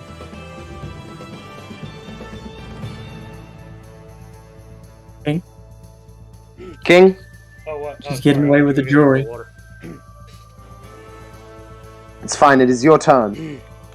She's taken away with the money. Remember, there is still an armed guard. I'm kind of making it like the woman isn't escaping anymore. She's fallen to the ground and she's crawling away slowly, but she won't I don't care escape. if she has the money. Slaughter her. Well, yeah, but I'm just saying, maybe make a name for yourselves. Like, kill the guard, walk over there, and then, like, do something cool, like, say a one-liner, like, blah, blah, blah, blah, blah. Because she can't run anymore. She's prone at this point. Alright, so, since, like, she got all the things we needed out of the, carriage, right?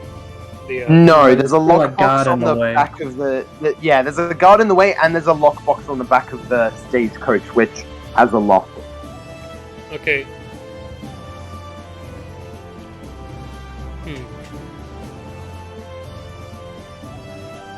I'm gonna use... I don't want to... Gus, I kind of want you to take care of the guard, because I want to use my far step for the first time and just kind of teleport in front of the woman. So how does that spell work, King? It says you can teleport up to 60 feet to an unoccupied space you can see. Yeah, so, yeah, in front of her, pretty much. Well, almost in front of her, because she...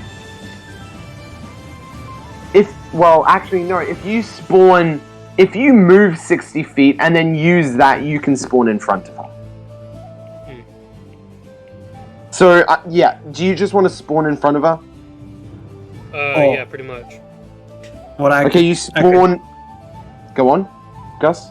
I could think of it like, you're running at the guy with the gun, but all of a sudden you just disappear and be in front of the woman. That is cool. That would be As you stand there, the woman looks up and she's like, bastard! As you can see that she's been got right through the kneecap with the arrow that Codex shot. So she's not able to move. Alright. Do I get to, like, finish her off, or should I keep her alive, or what? Up to what you want to do. Give her a good old neck snap.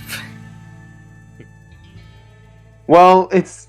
I don't want to be rude, but isn't Fast Step a spell that takes an action? Yes. So, do you have any other... Yeah, so I should just basically be there and just kind of yeah. waiting. Pretty much. Okay, Gus, it is your turn. I'm gonna blow that last guard up with Wonderful. another Roll. Eldritch Blast.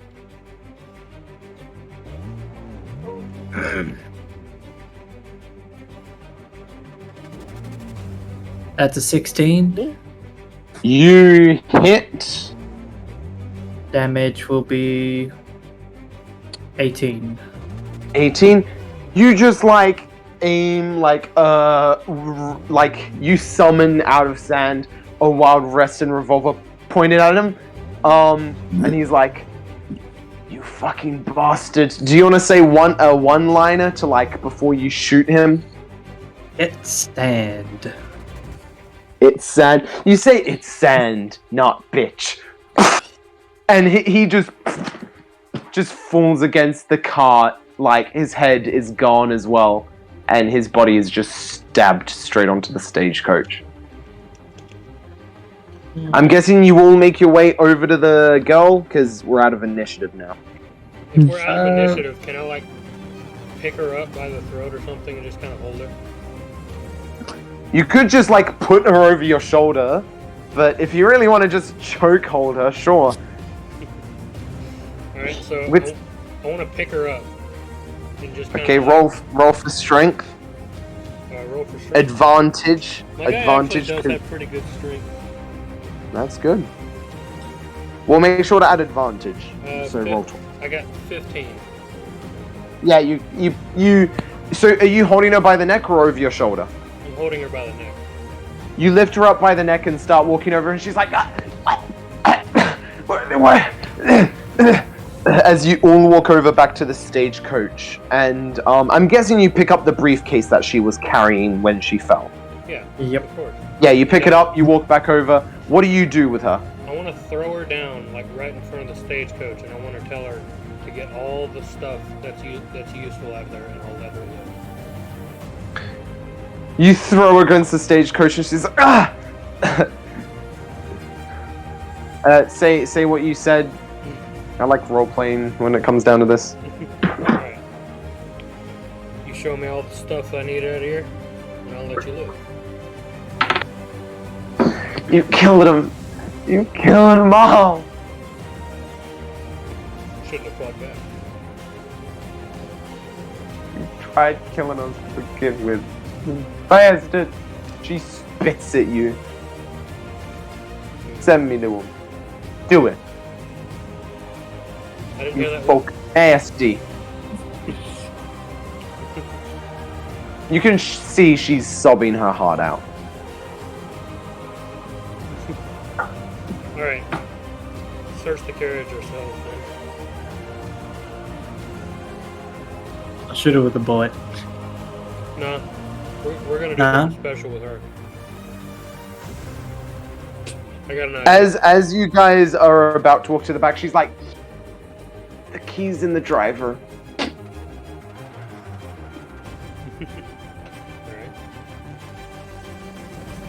Alright. So you wait. What do you guys do?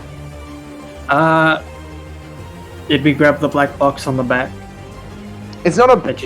It's pretty much attached to the stagecoach. Okay. Well then, we'll go for the key up front. Actually, well, no, it's not. It's not attached to the stagecoach. Sorry, it's got like rope holding it down. So if you really want to take it, it is quite heavy. But like you can just open it. Okay, I thought it was just like a regular black box, but yeah. I'll grab the. We'll go for the key. Do I need to go search for it? No, because you know where it is. You just walk over, check the guy's pockets, and you feel in one of his pockets a key. You pull it out, walk to the back, unlock it, open it up, and it's got some things like it's got a couple of bits and pieces like it doesn't have a nice watch. It does have a nice watch in a suitcase. Sorry, no, that's in the other thing.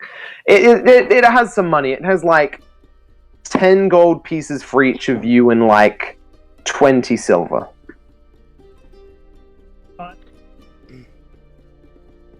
Wait, So you guys got that?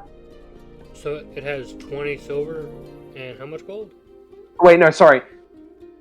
15 silver per each of you, and 30 silver. 15 silver and 30 silver. Sorry, 15 gold, 30 silver. Alright, that's for each of us, okay. Yes. And she's still crying near the edge of it. 13 gold and 30 silver? 15 gold and 30 silver. Alright. Okay, 15. That puts me up to 73. You really want to buy that gun? I really want that gun. You want me to loan you some money? It is a badass gun. It is. I'm at 15 gold. So, what do you guys do? Because that's the loot box on the back of the stagecoach searched. What about the briefcase that she had?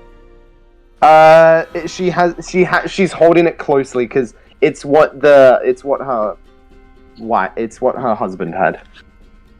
I go up to her. So you just want to snatch it out of her hands? I just want to see what's inside. If it's nothing useful, I'll give it back. Okay, so you snatch it from her hands and look through it, or yeah, like how do you want to do this? Yeah, you snatch it and she's like, no. I'm basically trying to just yank it out of her, even if I have to throw her. You yank it out of her as she's still sobbing. Open it up. It's got some pretty good files. And like a couple of glassware for the guy that walked out of the stagecoach and you guys shot. It also has a really nice like watch. As well as like a couple of pens. I don't think there's any use unless you want to watch. The watch can be sold. Remember, the gambler is like your man to talk to about where to sell knickknacks. So the watch, such and such. The pens aren't that expensive, but still. So you take. What do you take? I don't want to take anything. I just want to put it all back in there and throw it back at her. You throw it back and she like picks it up, holding it close to her. Oh, I want to check for secret compartments. Roll.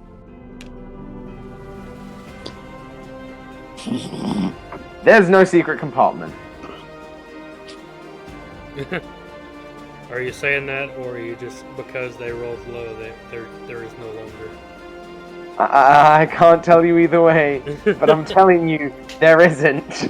Okay. Stagecoach ain't that good. The only time it would be a good stagecoach is when you feel like it's lacking.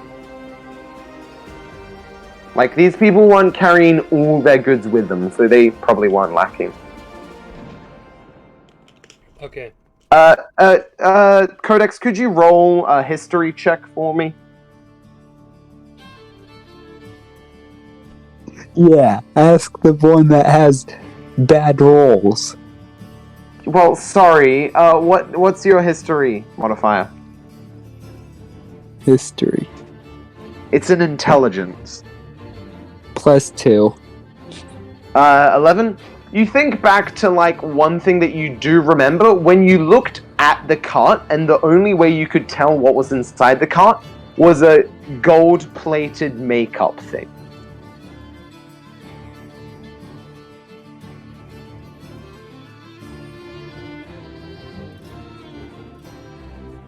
So I'm just letting you know if that's something of interest to you.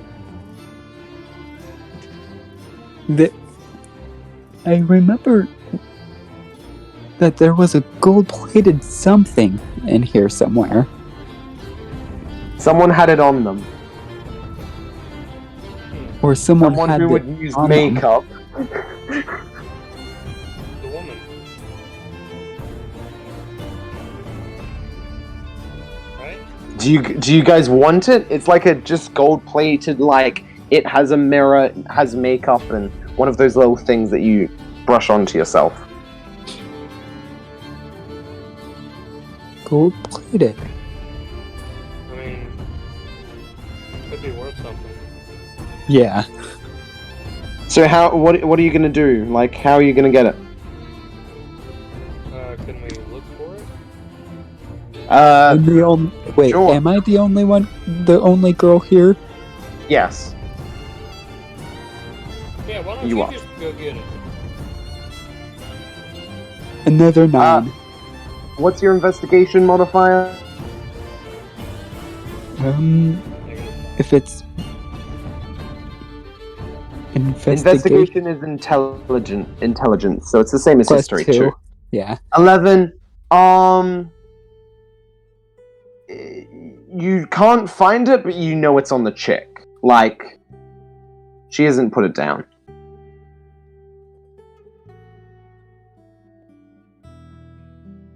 What? Did you put it somewhere where the sun doesn't shine?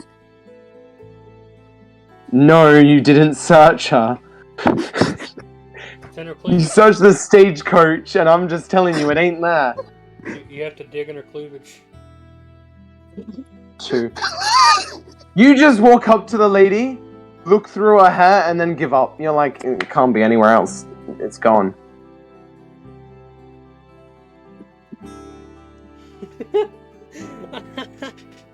I found a funny meme I want to send y'all real quick. Okay. Do you guys head out, or what do you do? I'd say we just head out. You gonna leave the lady? Yeah. She'll probably She is die here. bleeding. She is Well, bleeding. she remembers our faces. Yeah, none of you were wearing bandit masks. Maybe if you get rid of that old ass vault suit. Maybe if you get rid of that yee-ass bolt suit, maybe get some bitches on your dick. Exactly. Anyway, ignore the Fallout memes. Let's get back to DND. So you guys just head out, I'm guessing. You're not gonna look for the makeup anymore? Yeah, I'm not. Okay. I want to search the coach one more time. For what? Plus 2. For anything of interest. There's nothing. It's just a normal stagecoach at this point.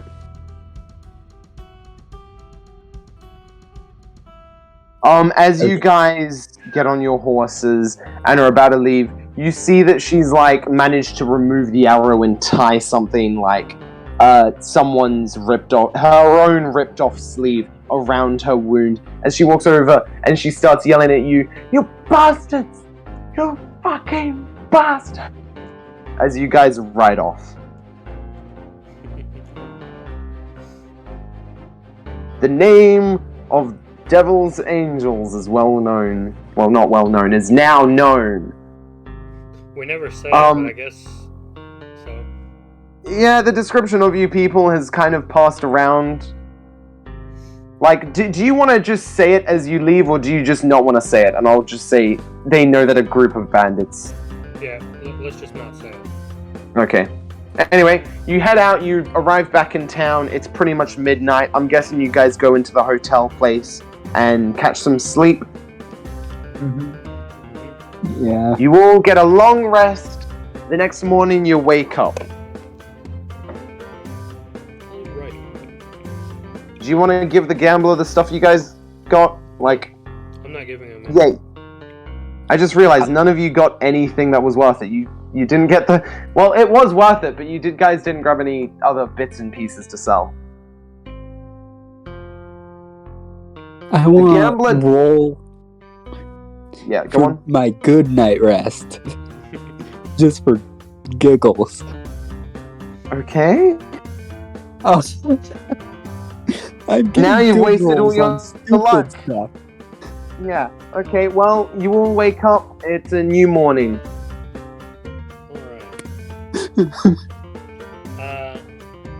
you all go down? So this is an actual decent hotel. It's not the crummiest. They do have a nice little area where they cook up food, and it's like a little dining area. I go get breakfast. You go get back for a breakfast. What about Gus, Codex? Yes, I do too. I'll go to breakfast. Okay. You all walk down there. It's 1 gold to buy breakfast. Absolutely not. Gold? Really? Sorry, no, Oh, not gold 1 king. gold. It's 7 silver. Yes. There you go.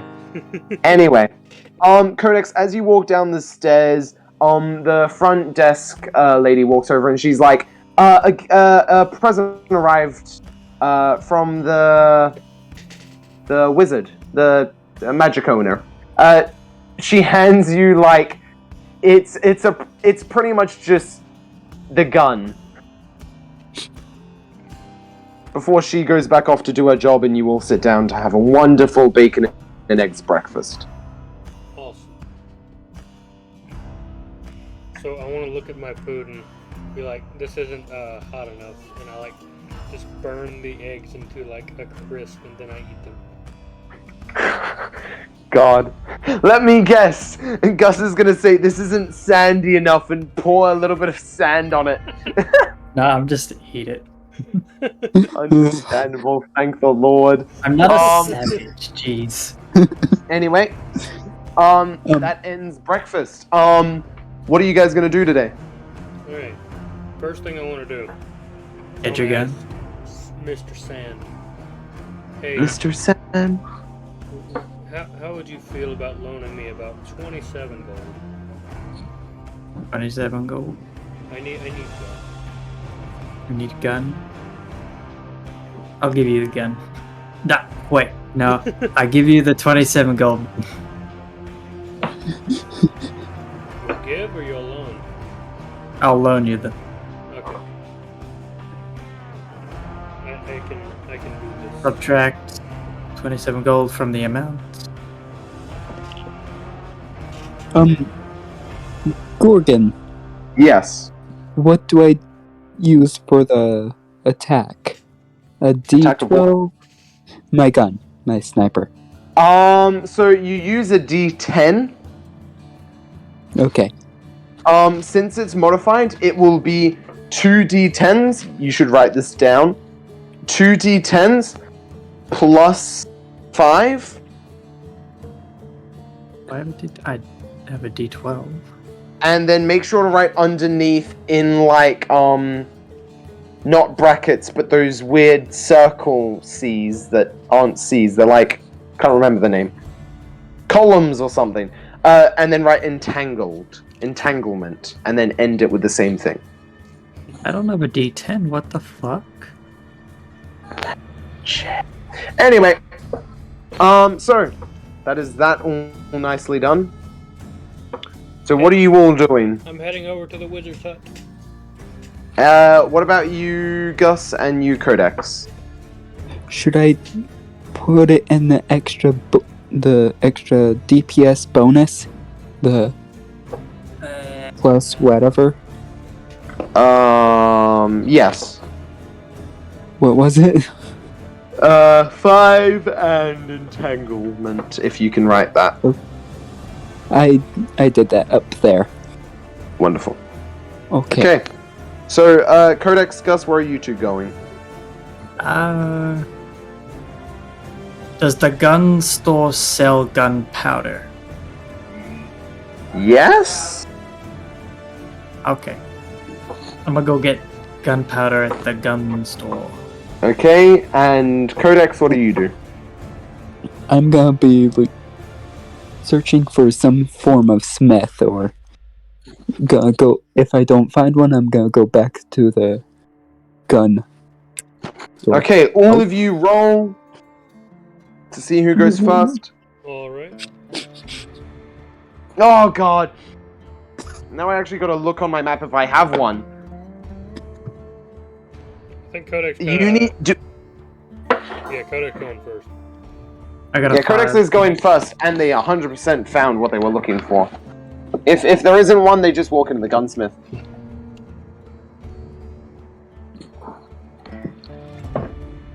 Okay, let's have a look. Warehouse, farm, lumber mill, train station, mayor's house, hotel, gunsmith. No, that's hospital. Bank, bar, stagecoach. Wait, no, that's stagecoach. This is house? No. Yeah, let's just say the gunsmith will do, because there isn't any smiths in town. Okay. Okay, and, yeah, Codex, you and Gus will go first, because you and Gus are going to the same place. So, Codex, what do you do when you enter the place?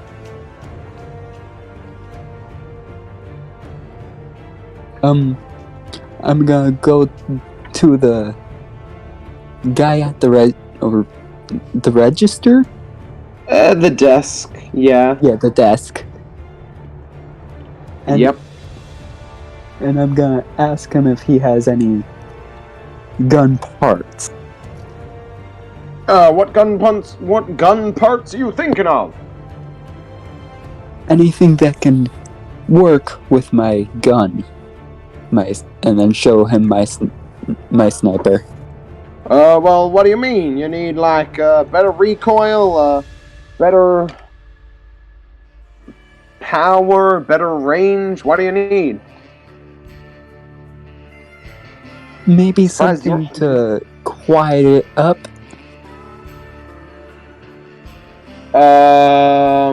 We don't have anything that can silence it, I guess. They don't have silences back in the days. No. Well, what I'm doing with this is that, yeah, it's really hard to find a silencer. So roll to me. Actually, no, I will roll to see if the gunsmith has one. He has to get a 19 or natural 20. He got a 9. He doesn't have one. The only person in your group that can technically have a silencer is Zark, because he's an artificer. He can literally make you a silencer.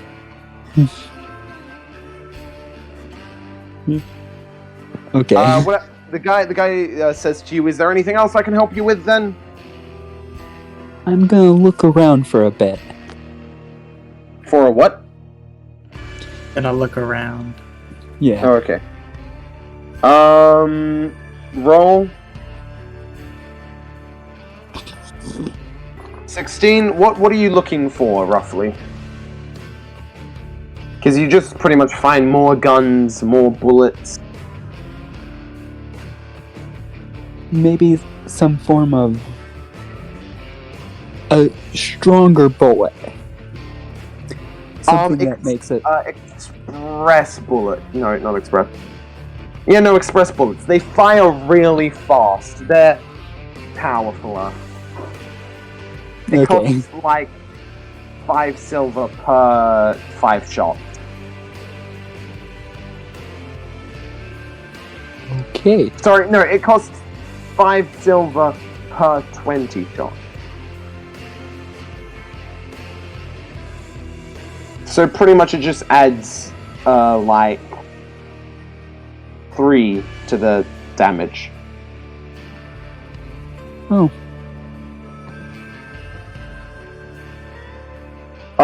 Is that all? I might just buy 2 of them. Okay, like, that will 2 be things. 10. Okay, 10 silver. Anything else? No. Wonderful. Have yourself a great day, madame. He checks it, and yeah, that's it. Gus, what about you? What are you? After Codex is done, I'm asked the man for, say, a bag full of gunpowder. A bag full of gunpowder. Let me see what I got. I got a small bag. He pulls up this, like, it's about as big as your hand, like, palm, sorry, not your hand, the palm of your hand. And he was like, it's got some gunpowder in it. That'll be like 10 silver. How many bags of that you got? 2. 2? Seems like, I'll give you 1 gold for both. 1 gold is 10 silver. I'll give you 10 silver then. What? How much are the bags? I didn't. Both bags are 10, so it's either 20 silver or 2 gold. I'll give you 2 gold. Dankeschön. Thank you, my fine fella. He takes the money, checks it, and hands you the 2 bags of gunpowder. Thank you. Is that all? Yep.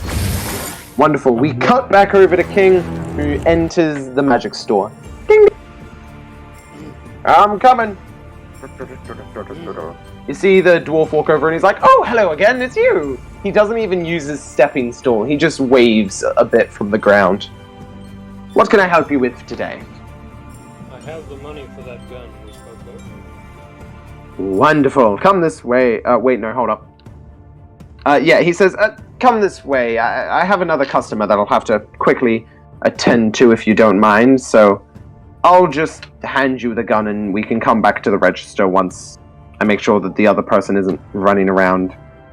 He opens up the door, walks over into it.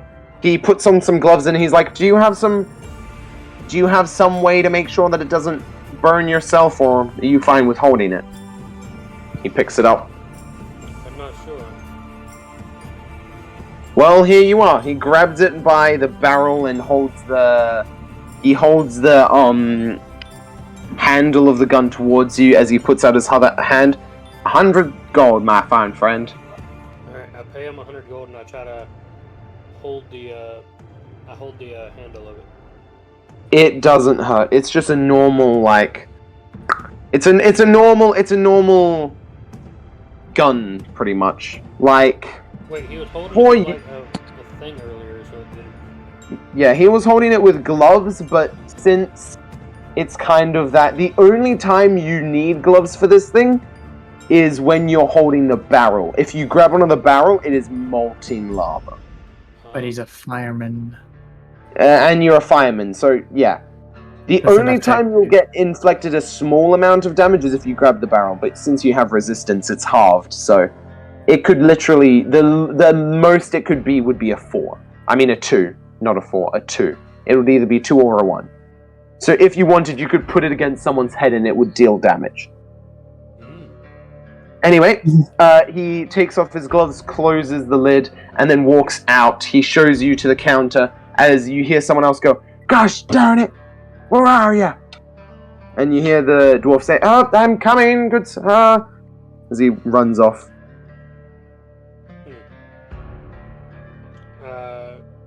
Can I see what's going on? Sure. You follow behind the dwarf, and you see that in the, in, like, more of the area of, in an area where they're pretty much like, this guy's looking through, scrolls and, like, potions. He's trying to find a scroll to make health potions.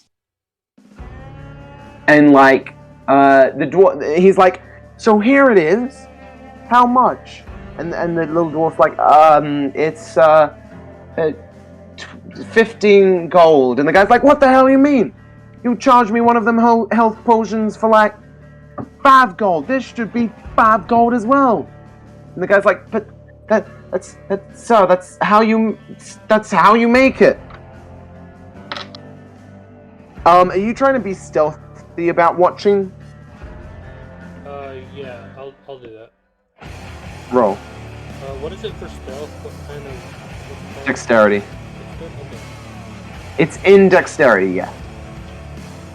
That is an 18. You're hidden. You see the guy just pull out a gun, cock it back, and then aim it at the dwarf guy, and says, "Give me this for $5, otherwise you end up dead, and I walk out of here." And the dwarf's like, he slowly raises his hands, just like, wearily. I wanna just, like, walk up to the point where I'm, like, in a safe spot to where I won't hit the dwarf and just shoot him. So you pretty much just want to walk out from... So pretty much the way he can't see you is that there's a rack of different knickknacks. So pretty much you want to walk around the knickknack stuff to behind him and then shoot him. Correct? Yes, in the head. Okay, what gun are you using? I want to use the flame gun. Okay. Yeah, you get same amount as a regular gun, except +5, and then you roll a 1d4 for fire damage. Can you do that? Yeah, sure. Just roll. Wait, do you want me to roll? Yeah. Okay. This is to hit the guy. That was about a roll off the table. Let me re-roll that for you. 16. You cock it back. And let's roll for damage. 7, 3, 10, plus 5, 15, 2, 17. You fire it, and the bullet just slips through his head. As you can just see, the where it's left is just melting slowly as the hole widens. Before the person just falls to the ground next to the dwarf, and the dwarf's like, Thank you so much. Jeez, the man was gonna kill me. Thank you. I'll sort this mess out. You run along. Thank you. Thank you so much. Thank you. He then just starts like he removes like the bullet from the ground and like puts it in a little satchel so that it doesn't burn anything before he starts like dragging the body away. I'm guessing you leave the place? Yes.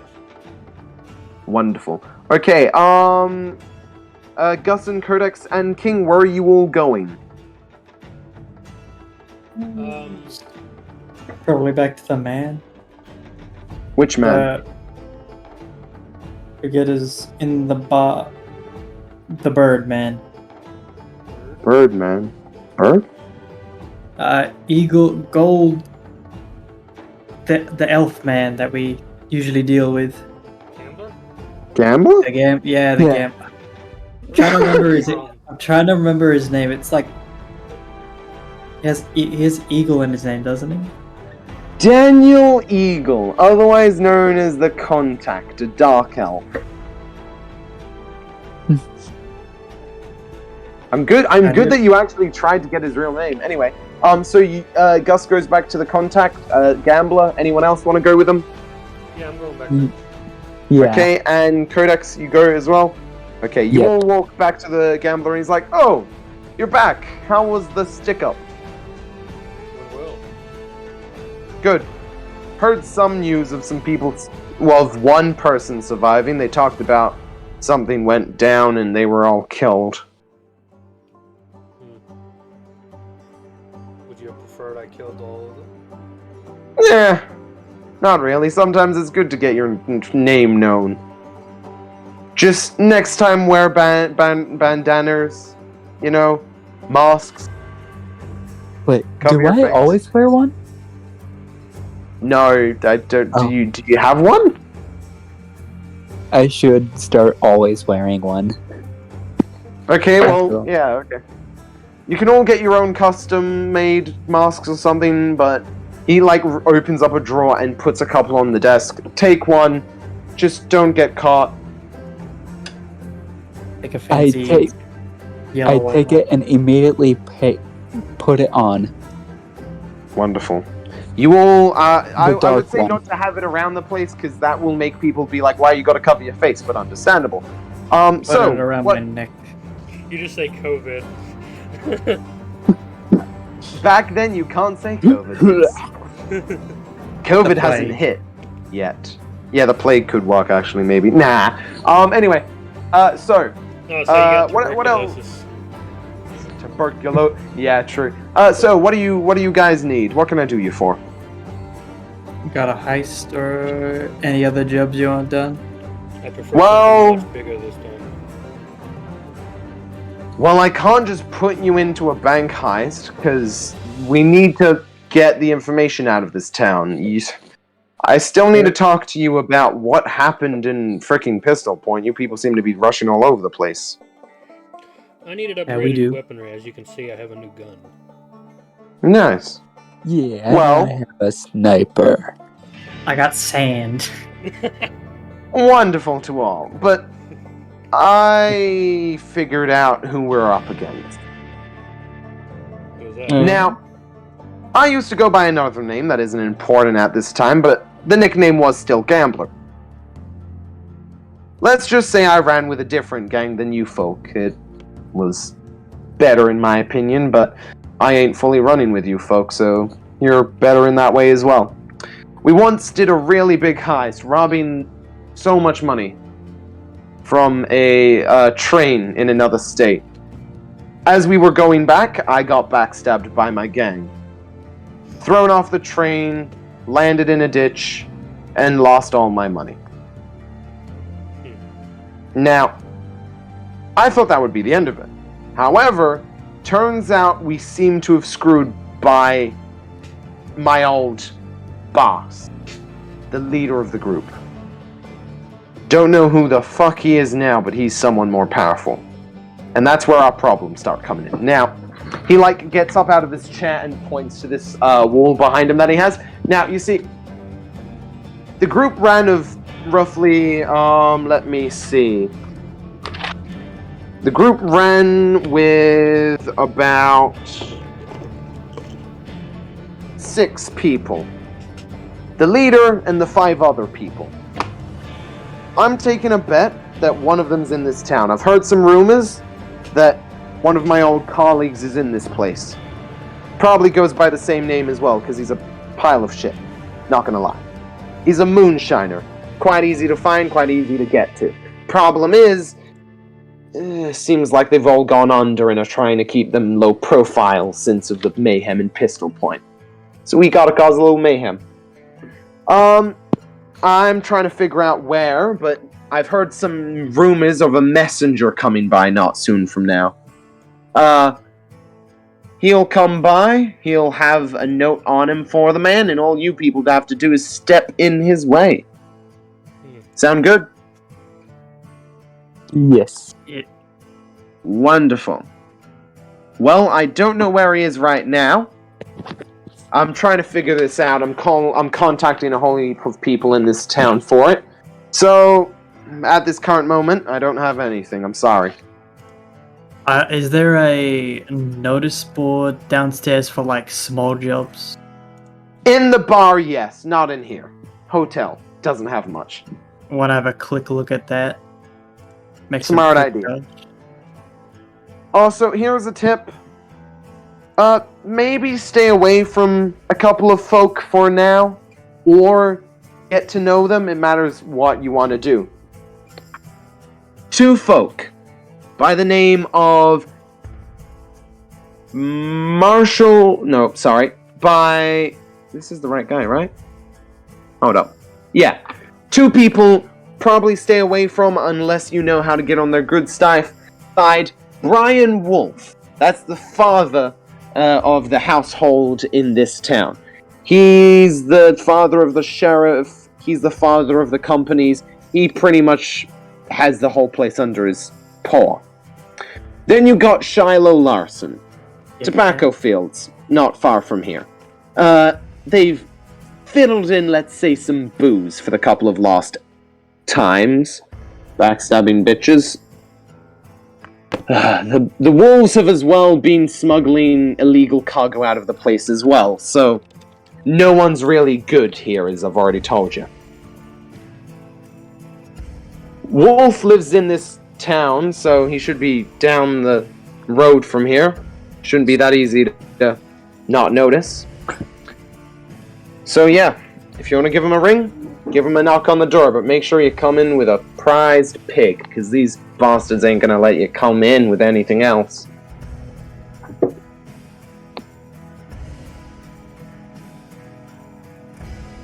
Radio.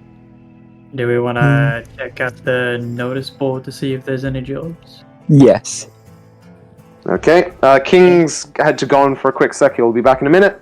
You guys walk off, enter the bar, and go over to the notice board. There are a couple of different jobs. You've got a wanted poster for a group of bandits that are in a place called what is the place called? A wanted poster for some moonshiners. Sorry, not wanted posters. Wanted posters are at the sheriff's office. You've got a couple of field jobs like moving goods, like stagecoach escorting,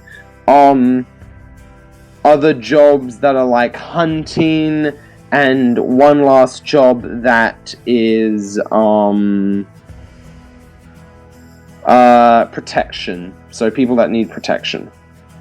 What's the hunting job? You've just got to go out and hunt some deer and then bring it to the butcher in town and he'll pay you. How do you feel like hunting, Amber? Deer, buck, Hunting elk, deer. anything And really. swamp. There's What? swamp elk. Why Yes. not? I'm good at catching an alligator for a second. Alligators, sure, but you got to bring it in nice quality. You can't shoot them in the head and then like multiple times. Nah, Same with all that's how they animals. do You it. got to bring them in good. Yeah, true. Well, if you're able to get a good shot on it, then yeah. Anyway, there are Let's some go. more things at the sheriff's office if you want to do a more fighting job, but yeah. So you guys are gonna go hunting? yeah. Roll for me. I got a 16. 16. Okay. Let me just Do you see. wanna add it together? Okay, 16. Okay, you both go out, and as you guys are looking, Konex doesn't notice it, but as you're looking, you've left Bitterwater and you've gone for a walk. So if you follow Bitterwater, you guys kind of went along the path for a little bit before Gus, you looked out to the right of you and you saw a place like it looked like they were trying to hide away. And they were doing something else in the progress. Okay. Could I investigate this? Roll for stealth to get closer if you're going to. Actually, sorry, no. Do you go closer? Yes. If I Okay. in stealth. Okay, what do you roll? 7. You hear someone say, "Hey, what are you doing there?" As you see, like, a guy with a double-barrel shotgun walk over. This is private property. You're not allowed on it. Oh, my apologies. I'm merely hunting Ram. for. I know you're hunting. I don't care. I'm sorry, but you're not allowed here. Scram, buddy. I'll back off. You And walk off. move to another direction. You just want to keep going? You sure you don't want to hunt? Wasn't that I'm hunting in a different direction? So you're going to walk around the camp, or are you going away from it? We're going away from it. Okay. Yeah. So as you're looking, Gus, you find 2 deer. You dear? Do you guys want to roll to see if you can kill them? A bow would be the most preferable thing. Okay, Nope. Gus, you roll.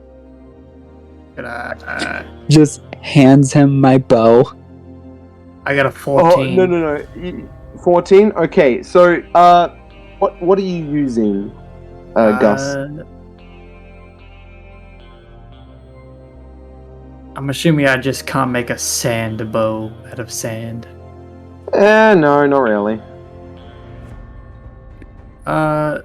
Shit, did I have it? Pretty sure, did I have a...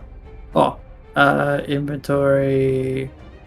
I have a small crossbow.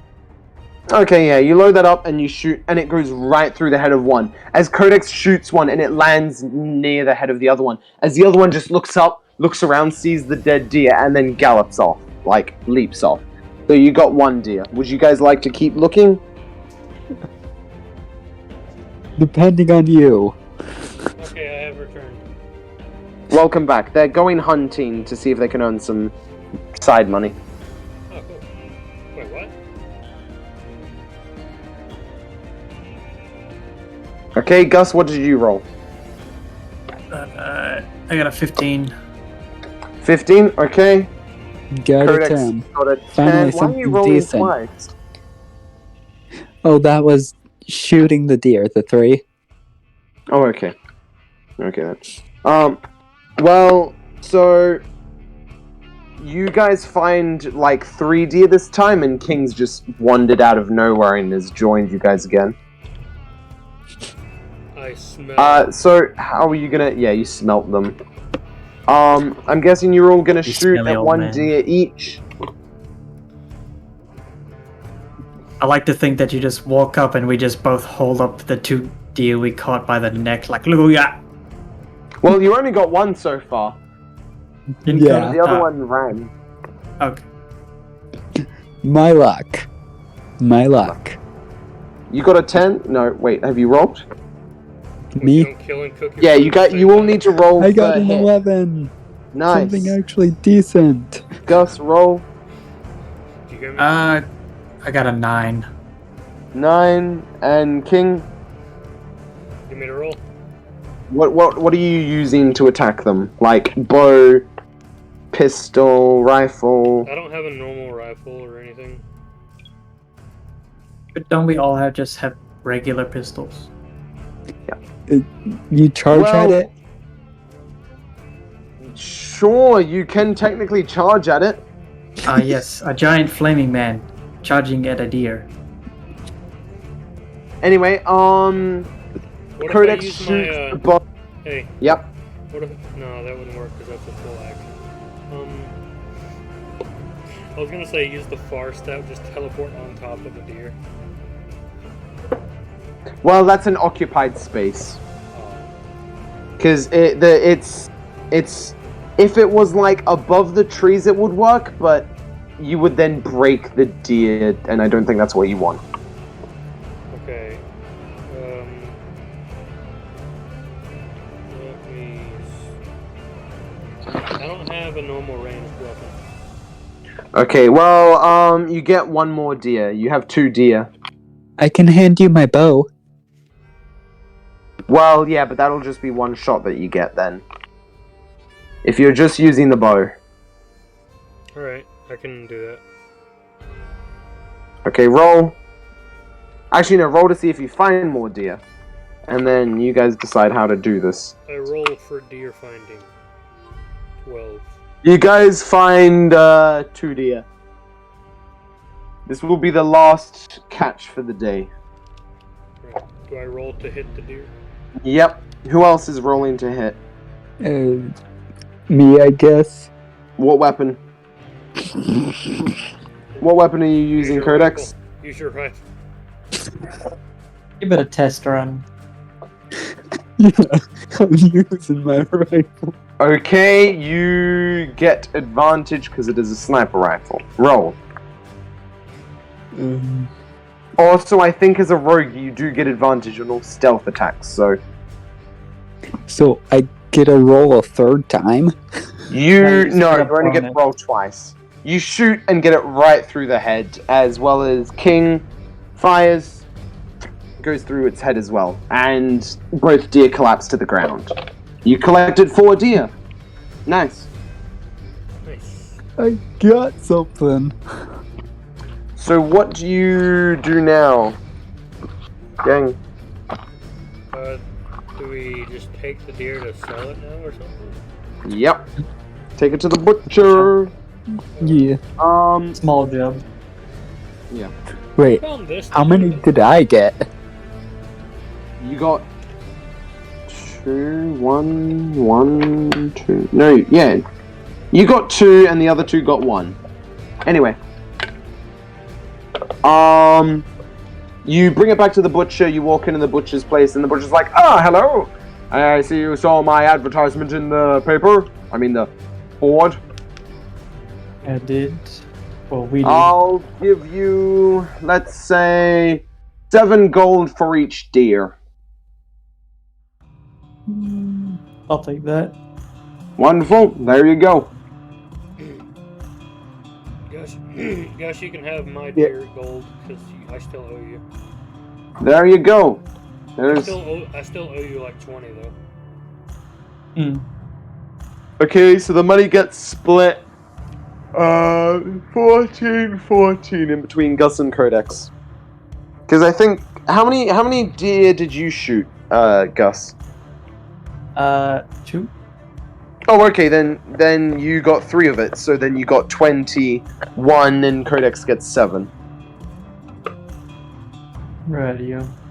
There you go. Have yourself a mighty fine day. You guys want to call it here, or do you guys want to keep going?